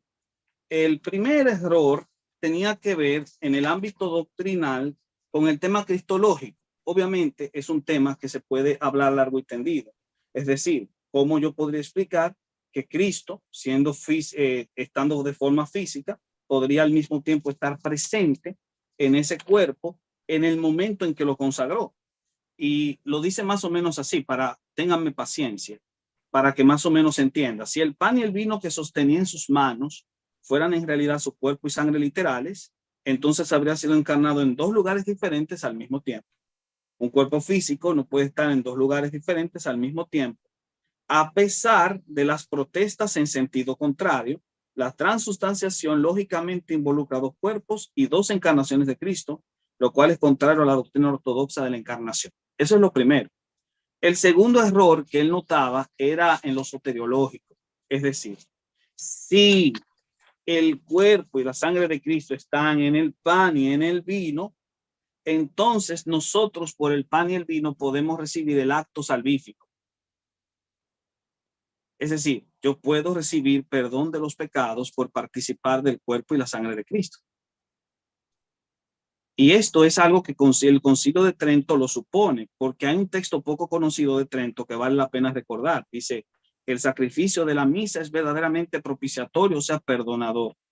Y ya Tomás de Aquino incluso le llega a mencionar, no hay ningún sacramento más saludable que la Eucaristía, pues por él se borran los pecados, se aumentan las virtudes y se nutre el alma con abundancia de todos los dones espirituales. Luego, él presenta la noción escatológica, es decir, el problema que genera en lo escatológico es suponer que si Cristo viene constantemente de forma física a la Eucaristía, entonces no hay segunda venida, sino una trillonésima de venidas. Es una objeción que se dio dentro de la teología, de la alta teología del catolicismo romano, en las academias católicas a principios del siglo pasado, porque generalmente producía este tipo de problemas. Lo que pasa es que este tipo de discusiones no se conocen del todo, especialmente en el diálogo actual, porque muchos de estos autores ni siquiera han sido traducidos. Es por eso. Sí, de hecho, objeciones de teólogos de la alta academia son más comunes de lo que tal vez imaginamos. Sí. Incluso en el ámbito reformado, debo decir. Sí, viene a mi mente un teólogo del siglo IX, de los 800. De hecho, es un santo. Es perdón si mal pronuncio, pero creo que en latín es San Pascucio. Tendría que buscar para dar más referencia. San Pascucio del siglo IX. Él también llegó a caer a él le faltó distinguir precisamente entre el cuerpo que tenemos en la Eucaristía y también hablar del cuerpo en el cielo de nuestro Señor Jesucristo, que sí es el mismo, eso es una verdad de fe, es de fide, debemos de afirmar, es uno solo, pero sí hay que hacer una distinción, Él no hizo esa distinción y él fue corregido, nunca, obviamente, eso no lo llevó a ser un hereje ni nada de eso, fue un error de tipo filosófico, pero ¿a dónde voy? Así como este hombre que llegó, que es venerado como un santo, ha habido otros hombres que han tenido opiniones que no son precisas, que no son como la iglesia las enseña. Entonces, no es una sorpresa que un teólogo en nuestro tiempo moderno, a pesar de que sea católico y de la alta academia, puedan tener opiniones heterodoxas. Yo menciono eso es para que no se piense la audiencia después que esto es una elucubración personal mía, para que no me tiren pedradas, por favor, en los chats. Es más por eso. Pero sí es bueno y es interesante que se puede explorar dentro de este diálogo. Obviamente este es un diálogo que no acaba en un conversatorio como este, amerita de un desarrollo posterior de los temas porque es muy amplio. Así Sin es. embargo, esto de adjudicarle un carácter soteriológico al cuerpo de Cristo no sería un problema en sí mismo. Es decir, por ejemplo, si yo realmente recibo perdón de los pecados por el acto de participar del cuerpo de Cristo y de la sangre de Cristo, en este sentido, mi salvación ya no descansaría en el acto de la cruz, sino en el signo repetido que se supone apuntaba hacia la cruz. Si fuese así como lo explicas, sí, yo te diría amén, yo estuviese de acuerdo contigo, pero no es así, porque Ok, ¿cómo? no es una repetición. No estamos hablando de muchas crucifixiones. Cristo murió una sola vez. Entonces, ese solo sacrificio es actualizado. Tú mencionabas hace un momento que es es un sacrificio memorial, y memorial no significa acordarte de un evento del pasado, como cuando recuerdas tu niñez y te pones melancólico, Sí. sino, como decías, incluso creo que mencionabas que es anamnesis. Anamnesis tiene una referencia al Antiguo Testamento, a un sacrificio memorial que en su contexto judío es algo muy poderoso. Los judíos incluso creían que en la celebración de la Pascua ellos estaban presentes en el momento en el que Dios con brazo poderoso los estaba librando en el Éxodo. Y de manera semejante, San Pablo utiliza esa misma palabra, anamnesis, cuando habla, hace de esto en memoria de mí, no para solo recordar un evento histórico, sino estamos hablando de algo que es actualizado y es representado, no como simbólico, sino es traer al presente este sacrificio llevado a cabo por Jesucristo, que no es una repetición, sino Ok. es uno solo. Si me, Es muy interesante eso que mencionas, de que no es un sacrificio repetido, porque justamente la Declaración de Lima, si mal no recuerdo, es la que aclaraba que cuando se hablaba de sacrificio en la misa, no se estaba hablando de que se sacrificaba constantemente a Cristo, pero esto, esto es una corrección que se hizo, porque anteriormente la postura que se asumía era la de un sacrificio continuo por las palabras de Gregorio Magno. Gregorio Magno dijo lo siguiente: en cada misa, Cristo es sacrificado nuevamente, en cada misa. Y porque su presencia está de forma física en el pan y el vino, es por eso que deben ser adorados. Y no en el sentido de veneración, como entendemos, dulos, sino de adoración, latría. Y eso lo dejó claro el mismo Trento en el canon 6. Esta Así que, declaración de Lima, dijiste, declaración de Lima, sí, creo que es la declaración de Lima, que aproximadamente, más o menos, como de qué año.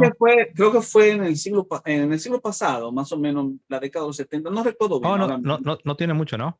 No tiene tanto. Es Ah, una aclaración que, ajá, por cierto, comulga muy bien. Es la postura oficial que tú ok. mencionaste. Es Sí, la postura oficial, pero que es una postura que se presenta para corregir una perspectiva que se había asumido ya en el medioevo, de que ajá. la misa justamente era el sacrificio continuo de Cristo, lo cual genera un problema exegético enorme. Te preguntaba que cuándo era la declaración de Lima, porque pues ya teníamos casi Ok. 500 años antes el Concilio de Trento. Y en No, el porque el Concilio de concilio de... Trento Ok, sí, está sí, bien escucho. definido lo que es lo que es el sacrificio de la Santa Misa. Entonces, ya estamos hablando de casi medio milenio, donde la Ok. iglesia había, precisamente por las controversias, Pero, ¿qué había dice puesto el ya concilio una de definición. Trento? ¿Qué dice el concilio de Trento respecto a eso? El canon, me gustaría. Es simplemente Ok. para aclarar dudas. Ujú.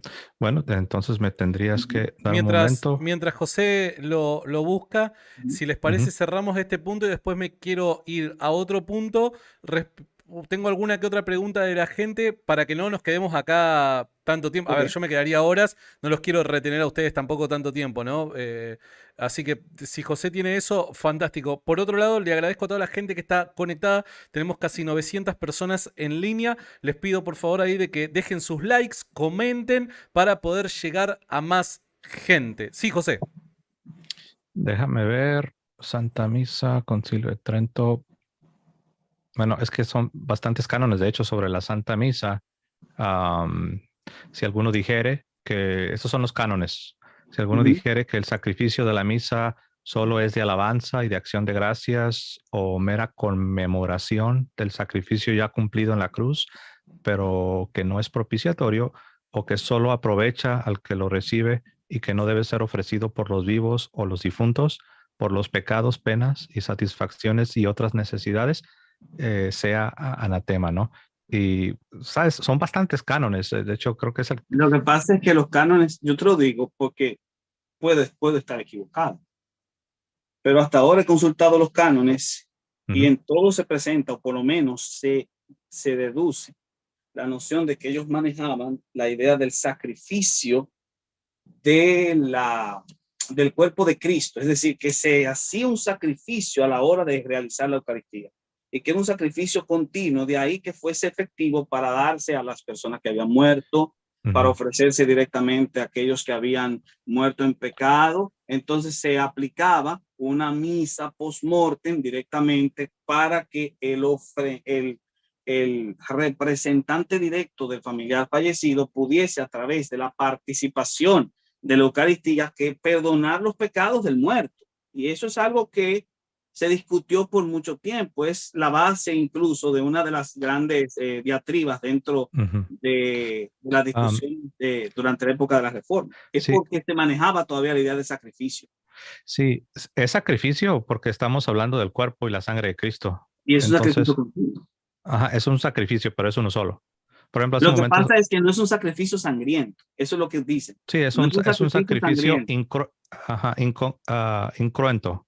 O sea, Incruento, muy bien. ujú, sí, pero es Entonces, uno pero es un solo. sacrificio. Y si quiere Ajá. decir que Cristo es sacrificado incruentamente muchas veces, lo que Ujú, dicen es que el sacrificio cruento fue uno solo, pero el sacrificio incruento es repetido. Todo se mantenía así hasta la confesión de Lima, que me imagino no debe ser la única confesión que corrige ese problema y coloca una nueva oficialidad en el discurso, pero ujú. durante mucho tiempo se mantuvo la idea de que la misa era un sacrificio y lo dice el catecismo. Sí, solo Incluso para, cuando...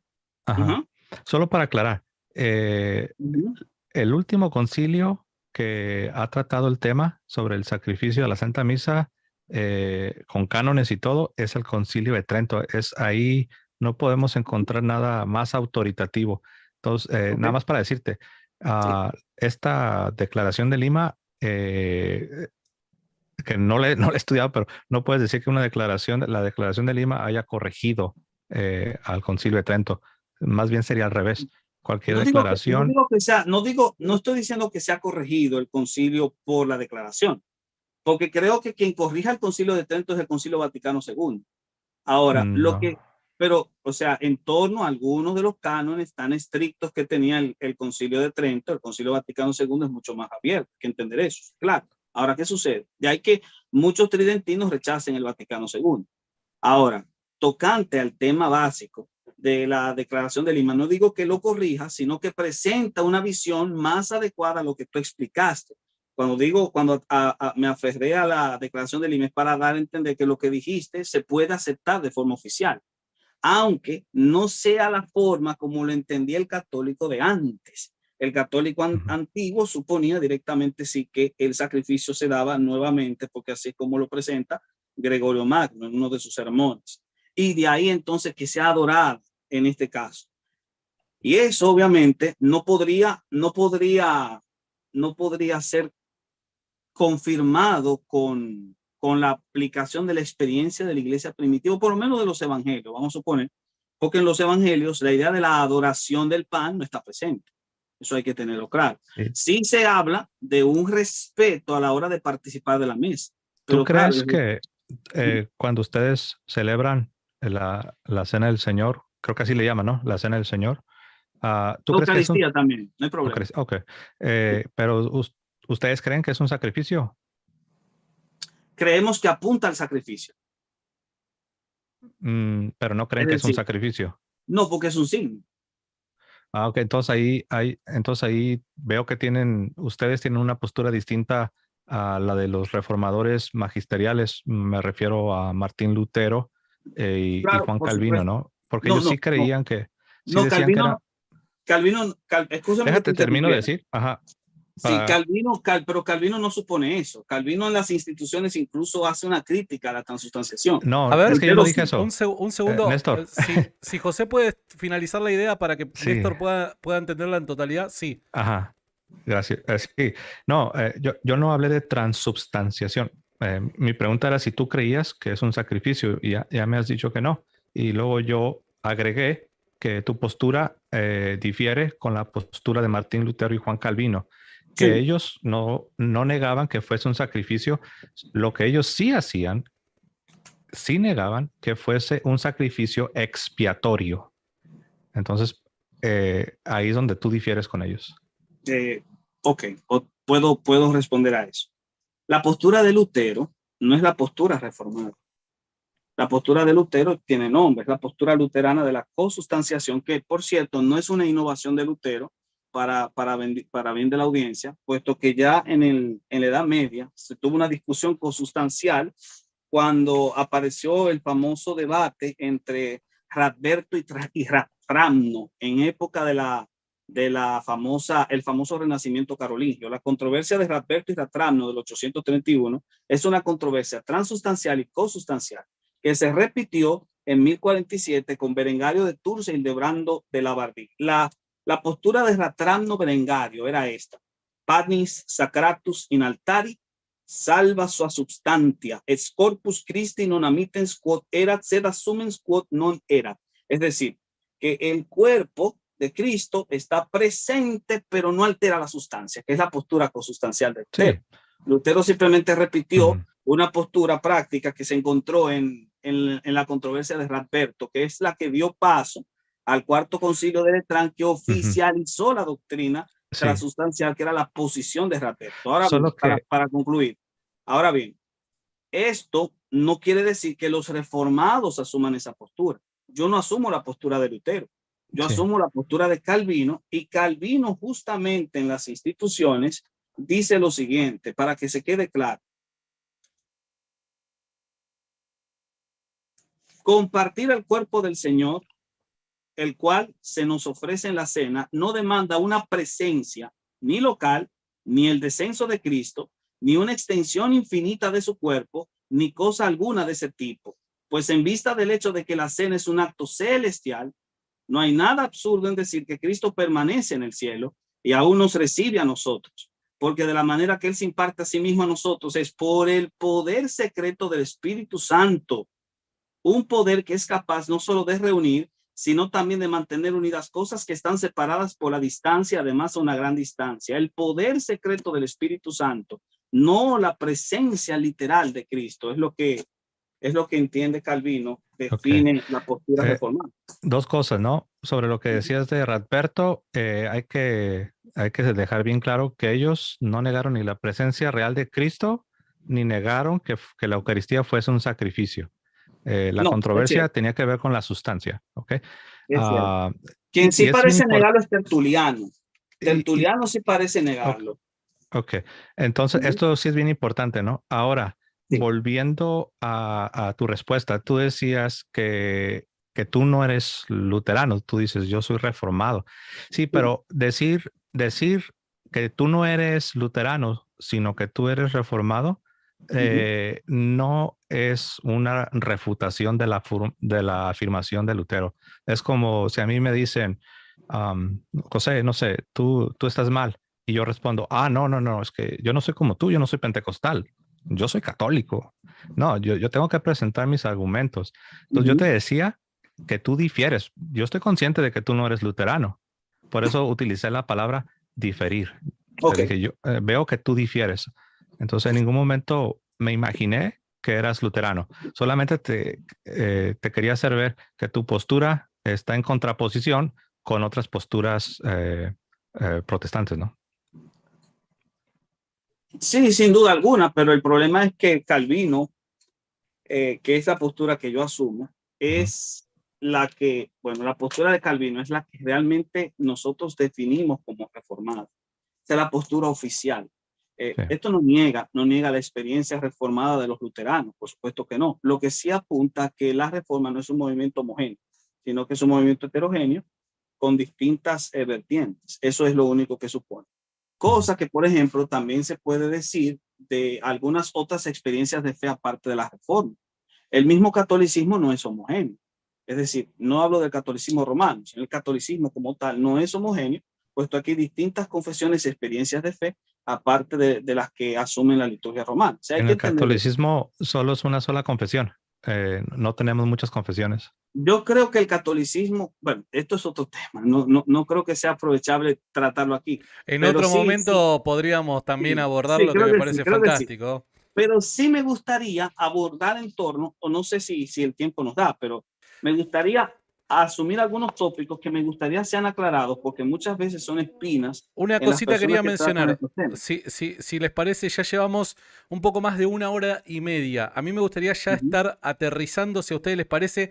Quedaron algunos puntos que me hubieran gustado que los traten, que es meternos un poquito más también en la patrística, ¿no? En cómo se ha interpretado esto a medida que la historia fue avanzando, que también me parece un punto interesante.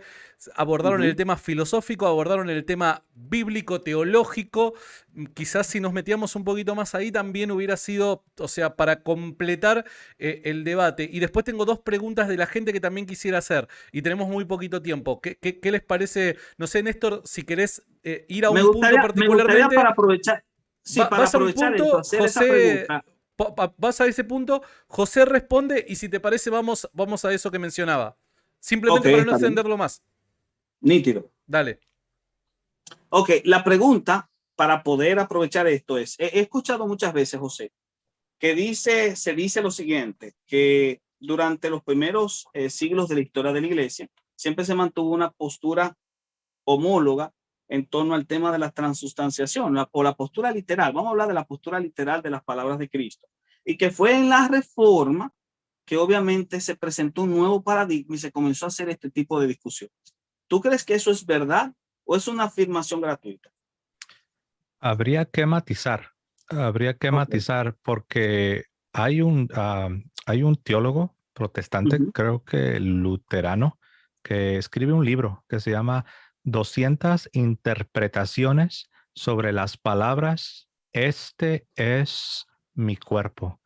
Y este libro es publicado en 1577 y ya en 1577 él está haciendo este compendio, este catálogo de 200 interpretaciones en la esfera protestante sobre las palabras, esto es mi cuerpo.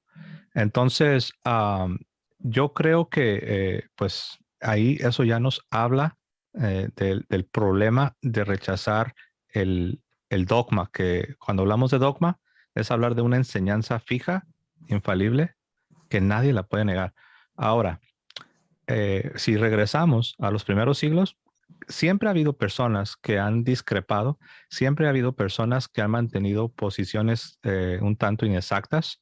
Sin embargo, a la manera en que sucede después de la Reforma Protestante, sí que es un fenómeno único, de tal forma que hasta un mismo teólogo protestante se vio en la necesidad de escribir un libro titulado 200 interpretaciones sobre las palabras, este es mi cuerpo y esto es en el mundo, en la esfera protestante. Realmente sí es así. Bueno, en realidad, yo sé del libro a que te refieres. Lo que pasa es que él introduce también todas las posiciones que se han asumido a lo largo de la historia de la iglesia, incluyendo en Oriente. Es por eso, no solamente está limitada a las interpretaciones reformadas, porque sin duda alguna, las interpretaciones reformadas son pocas, no llegan a esa cantidad. Él insertó casi todas las demás descripciones a lo largo de la historia de la iglesia. Ahora, mi pregunta era si realmente había habido una homogeneidad, porque es lo que presume ese argumento. Siempre hubo una forma de entender hasta la reforma. Pero tú acabas de decir que siempre han habido personas que han diferido, y Sí, ciertamente es tal verdad. vez no han llegado al nivel de un gran Ok. hereje, ¿no? Por así decirlo. Aún los que tú mencionabas en el siglo IX, ellos llegaron a Ok. tener opiniones distintas sobre la sustancia, pero Ahora, nunca no negaron ni el aspecto pero, sacrificial, ni tampoco por ejemplo, negaron la presencia real. Simplemente tenían una forma de definirlo distinta. Sí, en ese caso, ¿tú consideras la consustanciación una postura herética o no? Sí, sí lo es. Pero Ujú. la postura de Ratmaro era esa. Sí, pero no era la de la iglesia. O sea, a eso me referí cuando te dije que siempre ha habido personas que se han pronunciado de una manera contraria a la de la iglesia, que no es lo que la iglesia ha transmitido. Ok, Ujú. entiendo eso, pero el problema es que cuando hablamos del argumento de la unanimidad, es que se había mantenido la misma noción de Oh, no. la presencia real, las palabras literales, pero no necesariamente se había tenido una unanimidad, como pretende ese argumento que he escuchado que muchos utilizan. ¿A Tal qué vez me refiero? no, sí estoy de acuerdo contigo. Estoy de Ujú. acuerdo. Tal vez ahí, tal Ujú. vez, no sé quién lo ha dicho, quizás hasta yo lo he dicho, quizás no nos hemos detenido a calificar bien Exacto. lo que estamos diciendo. Si vamos a usar la palabra unanimidad, habría de Ujú. entenderse que estamos hablando de la iglesia en su enseñanza oficial, pero ello no significaría que no hubo algún individuo en alguna parte del extenso mundo cristiano, ya sea Occidente u Oriente, que haya tenido alguna idea distinta. Sí, Eso sí, claro. Ujú. si les parece, Ujú. vamos aterrizando. Tengo dos preguntitas nada más. No los quiero retener un montón. De verdad que fue fabuloso poder oírlos. Denme un segundo, la tengo anotada por acá. Primero, pregunta, dice José, a José. Los católicos no toman el vino porque consideran que Cristo está completo en ambas, ¿no? ¿No es esto desobedecer a Jesús que nos mandó a comer y beber su cuerpo y sangre? ¿Cómo concluye esto? Sí, no, no, porque el mismo Cristo cuando enseña en San Juan capítulo 6, aunque habla igual, habla de su cuerpo y habla de su sangre, pero él pone el énfasis cuando está hablando de esta verdad en el pan. Por ejemplo, el mismo discurso es titulado El discurso del pan de vida, porque Jesús dice, yo soy el pan vivo que descendió del cielo. Entiendo. Entonces, ajá, no se sigue que porque se pone el énfasis en el pan, se está rechazando o se estaría incurriendo en una desobediencia al Señor Jesucristo. Pregunta para Néstor, dice, ¿cómo interpretas a Ignacio cuando dice que la Eucaristía es el cuerpo que sufrió por nuestros pecados? Bueno, interpreto a Ignacio con sus propias palabras. En la epístola a Trales dice, vosotros por tanto, armaos con amabilidad y recuperad vuestra fuerza por la fe, que es la carne de nuestro Señor, y en amor, que es la sangre de Jesucristo. Ignacio Antioquía asume una posición simbólica, que es la misma posición de la Didache.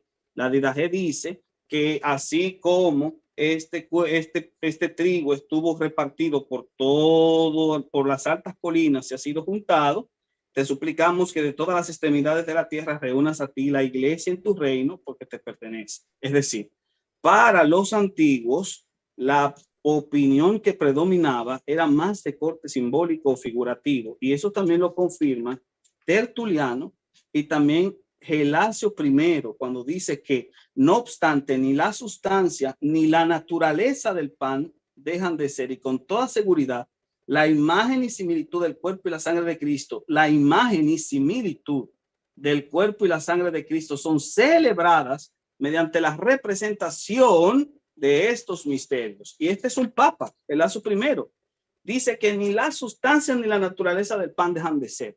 Así que yo sostengo que hay que leer simbólicamente a Ignacio de Antioquía.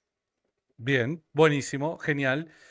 Amigos, tengo que ir ya dejando. Yo la verdad es que tenía muchas ganas de quedarme un instante acá en los primeros cristianos particularmente, ¿no? Porque este tema me parece que no lo discutieron y que sería muy interesante poder discutirlo. Santiago, Sí, ya ves la pregunta que le hicieron a él. ¿Me permitirías hacer un comentario? Porque el él tema es citó. que, pará, si yo te permito a vos hacer el comentario, le tengo que dejar a Néstor. ¿Cuentan con 5 minutos más ambos? Ok, Por si hay ida y vuelta, ¿ambos cuentan con 5 minutos? ok. Sí, es ¿Vos tenés, que Néstor, 5 minutos para quedarte? Sí, claro, claro, yo no tengo Ok, problema. Tengo simplemente otro porque me conversatorio parece, pautado. me Sí, parece claro. lo más justo que si José va a comentar algo, que Néstor Okay. pueda responder, ¿no? Así que sí, José. sí. Me he fijado que muchas personas en el mundo protestante confunden cuando se habla del alimento y la bebida espiritual en referencia a la Sagrada Eucaristía, lo confunden con decir que es algo simbólico y no, porque la iglesia sí cree que la Sagrada Eucaristía es alimento y bebida espiritual. No lo negamos.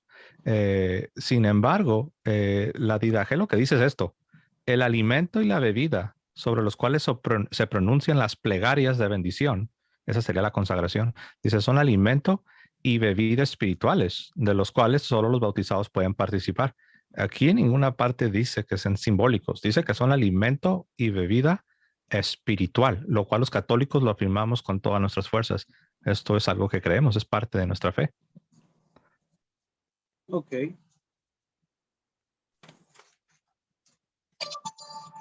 Muy bien, o sea, me toca hablar. Sí, está bien. Pido mil disculpas, mis perritos estaban meta a golpear la puerta, tuve que ir corriendo a solucionar ese problema, si no, volvía mi esposa y me mataba. Entendí, escuchando a lo lejos, que José dio una explicación. Néstor, ¿querés agregar algo a eso o vamos finalizando? Sí. Respecto al tema de Juan 6:51, creo que este es un tópico muy importante que amerita que nosotros después lo podamos dialogar. No cuente estos minutos, por favor, que quiero simplemente decir a José que verdaderamente me gustó hablar contigo, me gustó mucho dialogar y te pido disculpas las interrupciones, pero es para que se hiciera ameno el desarrollo y no se volviese un monólogo. Así que te pido disculpas, amado. Pero la cuestión es respecto, y ahora sí puedes contar los minutos. La cuestión es que Juan 6:51 no es un buen pasaje que se deba asumir para sostener la postura literal por lo siguiente. Genera un doble problema. Primero, en ese pasaje Jesús afirma, yo soy el pan de vida. Y de acuerdo con lo que han asumido algunos apologetas católicos que he escuchado, incluso escuché un video del mismo José Plasencia, que decía que precisamente en la última cena Jesús se está refiriendo a una realidad literal, mientras que cuando afirma yo soy esto u otro, solo habla de lo que representa. Eso lo dice mi hermano José Plasencia en el minuto 13, en un video que se llama Respondiendo al pastor Raúl Barceló. Si asumimos verdadero lo que Plasencia dice, este pasaje no está hablando de la Eucaristía. Más aún, entendemos que en el Evangelio de Juan se repite a la saciedad que las personas no entendían las palabras de Cristo precisamente por adoptar una visión literal. Los judíos en el templo destruyan este templo, refiriéndose a su cuerpo, lo entendieron literal. Nicodemo entendió literal lo de nacer de nuevo. La samaritana entendió literal lo del agua de vida. Además, no considera que la referencia a la que Jesús aplica al decir que daría a comer su carne ya tiene precedente rabínico. No se tiene que entender de forma literal. Ya tiene precedentes rabínicos en la Shehilá 14a. Así que no es necesario tomarlas de forma literal. Segundo, hay un problema si nos basamos en Juan 6:51. Si todo el discurso reposa sobre una afirmación del tipo yo soy, entonces una de dos. O en la última cena ocurrió algo distinto a lo indicado por Juan 6:51 y por ende este no debe usarse como evidencia textual, lo que genera un problema porque digo es el único texto que pareciera justificar la literalidad. O B, en la última cena, él sí tiene en mente a Juan 6:51, pero como se sustenta en una interpretación del tipo yo soy, no puede aceptarse de forma literal, no sea que tengamos que aceptar literalmente las otras afirmaciones de ese tipo. Por tanto, la base literal de interpretación de las escrituras es muy pobre. Esa sería la forma como yo podría decir eso. Ok. Bien. ¿Quieres que haga mi última intervención o qué sigue? Ahora lo que haríamos sería el cierre de ambos. Okay. Comenzaríamos por José y luego por Néstor. Por favor, les pido que no se extiendan demasiado, pese a que no voy a tomar el tiempo, no se extiendan demasiado. Palabras finales, conclusiones acerca de este debate, José. Ok, bueno, si fuese verdad que en la Sagrada Eucaristía no comemos el cuerpo y la sangre de Jesucristo, su alma y su divinidad, entonces pudiéramos responder con facilidad a las siguientes preguntas. ¿Por qué muchos de sus discípulos, muchos discípulos de Cristo, lo abandonan al escuchar que debían comer y beber la sangre de Jesucristo en San Juan 6:66? ¿Por qué Jesús no los detiene? ¿Por qué Jesús no les dice, hey, me están malinterpretando? De hecho, vemos en la Sagrada Escritura que ya sea Jesús o el evangelista cuando hay un malentendido, se presenta una explicación, como lo hace el mismo San Juan en el ejemplo que Néstor utilizó del templo, ¿no? Él mismo está diciendo que hay un malentendido, pero no así en San Juan capítulo 6, donde al contrario, Jesús en lugar de explicarles, mira, no, se están confundiendo, me están malinterpretando, Jesús les vuelve a insistir. ¿Y qué harían si vieran al Hijo del Hombre ascender a donde estaba primero? Es decir, ascender a los cielos.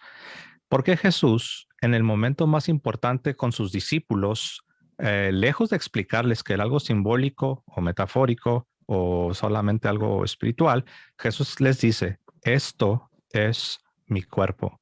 ¿Por qué muchos cristianos en Corinto estaban muriendo al participar indignamente de la Sagrada Eucaristía? Si solo es un símbolo, ¿por qué hasta la vida estaban perdiendo? Ahora, estoy diciendo aquí si solo es un símbolo, ¿no? Pero más bien yo debería ponerlo de la siguiente manera. Si no está verdaderamente ahí el cuerpo, la sangre, el alma y la divinidad de Jesucristo, ¿por qué vemos a los corintios que incluso están muriendo? ¿Por qué si los discípulos de Jesucristo en San Juan 6:66 malinterpretaron las palabras de Jesús, como nos ha dicho Néstor? ¿Por qué si lo malinterpretaron? ¿Por qué San Pablo, 20 años después, 2 décadas después, ya con un pensamiento maduro teológicamente hablando, por qué San Pablo nos dice que la Eucaristía es koinonía, que significa participar o tener una comunión? ¿Por qué San Pablo nos dice que es participar del cuerpo y de la sangre de Jesucristo? No nomás una unión espiritual, sino aquí está hablando de participar del cuerpo y de la sangre de Jesucristo, del único cuerpo. No podemos decir que Jesús tenía diferentes cuerpos. Si la Eucaristía es un símbolo o solamente una presencia espiritual, pero no el cuerpo, no la sangre, no el alma y la divinidad, entonces, ¿por qué el apóstol Juan tiene, como ya lo vimos, tiene un discípulo que es Ignacio de Antioquía? ¿Por qué Ignacio de Antioquía nos dice que los herejes no se juntaban con ellos porque ellos no creían que la Eucaristía era la carne de Jesucristo? Cuando dice herejes, se está refiriendo específicamente a los docetistas. Los docetistas tenían una idea semejante, no igual. Ellos decían que era una especie de presencia, pero negaban que fuese el cuerpo, la sangre, el alma y la divinidad de Jesucristo. Y sabemos que San Ignacio de Antioquía, aunque no es un escritor inspirado, sí es un discípulo del apóstol Juan. Si la Sagrada Eucaristía solo fuese algo menos que cuerpo, sangre, alma y divinidad, los discípulos nunca hubiesen dicho, dura palabra es esta, ¿quién la puede recibir? Si fuese algo menos que cuerpo, sangre, alma y divinidad, Jesús en la última cena hubiese dicho algo como esto representa mi cuerpo. Si se tratase de cualquier cosa menos que el cuerpo, la sangre, el alma y la divinidad de Jesucristo, los cristianos de Corinto que participaban indignamente de la Eucaristía, como ya lo mencioné, jamás hubiesen perdido la vida. San Pablo, cuando escribió a los corintios para precisamente advertirlos, dejó en claro que estaban enfermos y algunos muriendo por no reconocer o discernir el cuerpo del Señor en la Eucaristía. Si la Sagrada Eucaristía fuese algo menos que el cuerpo, sangre, alma y divinidad de Jesucristo, San Ignacio de Antioquía jamás hubiese mentido llamando herejes a los que no aceptaban que la Eucaristía fuese la carne de Jesucristo. Pero lejos de eso, San Ignacio de Antioquía no solo no mintió, sino que debido a su fidelidad a la doctrina de Jesucristo y de los apóstoles, San Ignacio de Antioquía enseñó que la Eucaristía verdaderamente era la carne de Jesucristo, carne que sufrió por nuestros pecados y que el Padre por su bondad resucitó de los muertos. Esto lo vemos en sus escritos de una manera muy clara. Voy a dejarlo aquí por causa del tiempo. Muchas gracias, José. Gracias por tu participación. Néstor, si podés dar una conclusión, por favor. Por supuesto.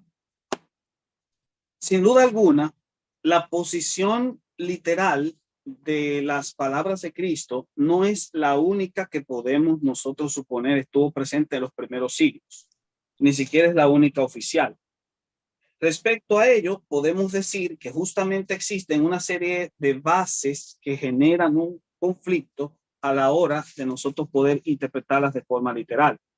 Primero, tendríamos que apelar a una base filosófica, en este caso la aristotélica, para poder explicar el cómo esto ocurre. Y sin embargo, sería una lectura inadecuada de Aristóteles, puesto que Aristóteles enseña que los accidentes pueden cambiar sin que cambie la sustancia, pero nunca cuando la sustancia cambia, los accidentes se quedan iguales. Eso sería una lectura inadecuada de Aristóteles, suponer que se mantiene el accidente aunque cambia la sustancia. El otro problema radica en la base histórica. Por supuesto que aparte de algunos otros autores, muchos de los representantes primitivos tenían divergencias en torno a la hora de entender literalmente las palabras de Cristo. Siempre hubieron diferencias y no hubo una unanimidad, tal y como nuestro querido hermano Plasencia, José Plasencia lo mostró y lo desarrolló. El argumento de la unanimidad es falso. Otro elemento es el exegético. Este es muy importante. Juan capítulo 6:51 se utiliza como base, pero hay que entender lo siguiente. Cuando Jesús se refirió de esa manera, utilizó un argumento del tipo yo soy. ¿Qué sucede? Que los apologetas católicos generalmente asumen que por el hecho de que Jesús dijese yo soy, no debíamos interpretar esa lectura de forma literal, porque justamente si nosotros interpretamos yo soy el pan de forma literal, tendremos que interpretar yo soy el camino, yo soy la vida de forma literal, o en este caso. Ahora bien, ¿qué sucede? Que ya se ha hablado largo y tendido para decir que esta argumentación no necesariamente niega la literalidad del pasaje, pero es que justamente Juan 6:51 se construye sobre una afirmación del tipo yo soy. Y por lo tanto, como la afirmación del tipo yo soy no debe ser entendida de forma literal, porque entonces tendríamos que asumir literal las demás, entonces Juan 6:51 no puede ser un buen pasaje para utilizar en el tema de la última cena y de interpretación literal del pasaje. Esto debe ser entendido de otra manera, a la luz del contexto. Los judíos se escandalizaron, no porque Jesús les dijese que les iba a dar de comer la carne, sino porque ellos entendían qué quería decir con eso. Por eso se escandalizaron, ya que, como dije, hay referentes rabínicos del tema comer la carne, beber la sangre en Shemot Rabá 25 y en Shagila 14a, que son textos rabínicos de la época, donde se hablaba de que esto significaba la muerte de la persona. Lo que Jesús le está diciendo es que él no es el Mesías liberador político que ellos esperaban, sino que era el Mesías sufriente que iba a morir. Eso es lo que los escandalizó, porque ellos fueron buscando un Mesías milagroso que les diera el sustento, como prometían las tradiciones populares del momento, de que la evidencia de que el Mesías político había venido a destruir a Roma era que iba a dar otra vez el maná que Moisés había dado a los israelitas, como dice el comentario de Tanit 9a de Deuteronomio 34:8 en el Targum de Pseudo Jonathan. En ese Targum dice que la evidencia de que el Mesías vendría era que daría maná. Por eso Jesús menciona el maná, porque ellos lo están confundiendo con un Mesías liberador. Pero cuando él les dice que le va a dar de comer la carne, apela a un eufemismo que ellos conocían para decir que él iba a morir y por eso lo abandonaron. Dura cosa es esta palabra, porque justamente eso no era lo que ellos esperaban del Mesías. Y respecto a si Jesús aclaró si sus palabras debían ser entendidas de forma literal, por supuesto que sí, porque en el mismo Juan capítulo 6, versículos 66, 63 dice, las palabras que yo os he hablado son espíritu y son vida. Jesús está diciendo de forma clara que sus palabras, las que acaba de decir en todo el discurso, son de interpretación espiritual, no son de interpretación literal. El mismo texto lo dice, Jesús lo aclaró. Para aquellos amigos católicos que dicen que Jesús no aclaró, él dijo que eran de interpretación espiritual en el versículo 63 de Juan capítulo 6. Finalmente, y finalizo con esto, hay un problema en las bases doctrinales. Yo animo a mis hermanos católicos que analicen bien esto, analicen otra vez la explicación de este teólogo católico olvidado, Edward Berhazer.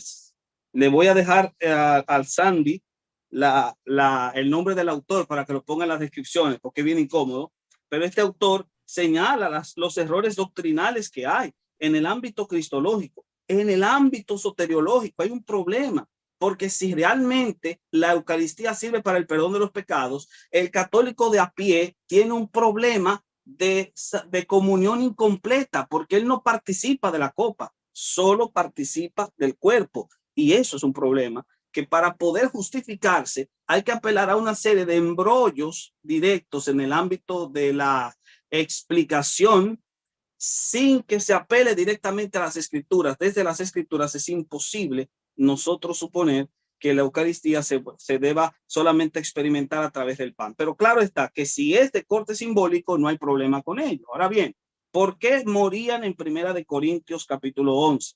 Está diciendo algunos duermen, pero sin embargo muchos de los que estaban participando no habían dormido, no se habían muerto. Y también no les había afectado en su proceso salvífico, porque utiliza el término dormir, que es un término para referirse a los cristianos cuando mueren, pero mueren en Cristo. La cuestión estriba en que no es un problema para su salvación. El que participaran de la cena indignamente no les quitaba la salvación porque dormían. Morían en Cristo a pesar de participar indignamente, lo que no es coherente con lo que asume el Concilio de Trento y el Catecismo, especialmente cuando dice que una persona que participa de esto realmente va a ser salvo y que la salvación descansa en que pueda participar de la comunión de los elementos. Si es así, hay un pequeño problema en 1 Corintios 11, porque los que participaron indignamente no murieron sin Cristo, durmieron en Cristo. Recuérdense, el término dormir solo se usa en la Biblia, en el Nuevo Testamento, para los cristianos, que son los que duermen en Cristo. Ese punto es importante que lo recordemos siempre en ese sentido. Finalmente, y ya para concluir, creo yo que analizando esos puntos, finaliza la parte práctica. ¿Qué problema práctico genera? La afirmación de que la ordenación sacerdotal es el requisito para la Eucaristía, porque si no hay sacerdote ordenado no hay misterio eucarístico, presenta un gran problema, ya que la experiencia primitiva no le ayuda, puesto que ya vimos a laicos aplicando un sacramento como el bautismo en Hechos capítulo 8, versículo 38, 22, 12 al 16. Pero para concluir, no lo tratamos ese tema. Perdón, y al mismo tiempo causa ruido, porque de acuerdo a lo que dice Ludwig Ott, que es un teólogo católico reconocido cuyo libro se utiliza en los seminarios para formar directamente en torno a la idea del sacramento, él dice que un sacerdote puede ser ateo y aún así el sacramento sigue siendo válido, porque la virtud del cambio descansa en su ordenación, no en su carácter. Estos son tópicos buenos que se pueden desarrollar y que yo los he presentado, y excusen, en mi conclusión para que veamos que este tema no ha terminado. Es un tema que se puede desarrollar en un diálogo mucho más amplio. Gracias por todo y disculpen la extensión. De verdad que sí, disculpen. Gracias a vos, Néstor. Muchas gracias a José, a Néstor, aquellos que quieran seguir tanto a José como a Néstor, quizás no los conocías. En el título de este video te encontrás con la etiqueta del canal de José, el canal de Néstor, para que los puedan seguir y puedan seguir apoyando su contenido. Gracias por habernos acompañado en esta ocasión. Otra vez les animamos a que puedan seguir a nuestro gran amigo Santiago Alarcón en su canal Rincón Apologético, así como a José Plasencia, que también realiza interesantes acercamientos. Sabemos que no estaremos de acuerdo en todos los tópicos, sin embargo, no se puede negar que la cordialidad imperó en ese interesante coloquio. Y si bien algunos han criticado muchas de las acciones que se han realizado allí, aún así la fuerza de los argumentos es impresionante. Prometemos no hacer un video reacción, pero sí una presentación esquematizada de todos los tópicos que se desarrollaron allí. Muchas gracias.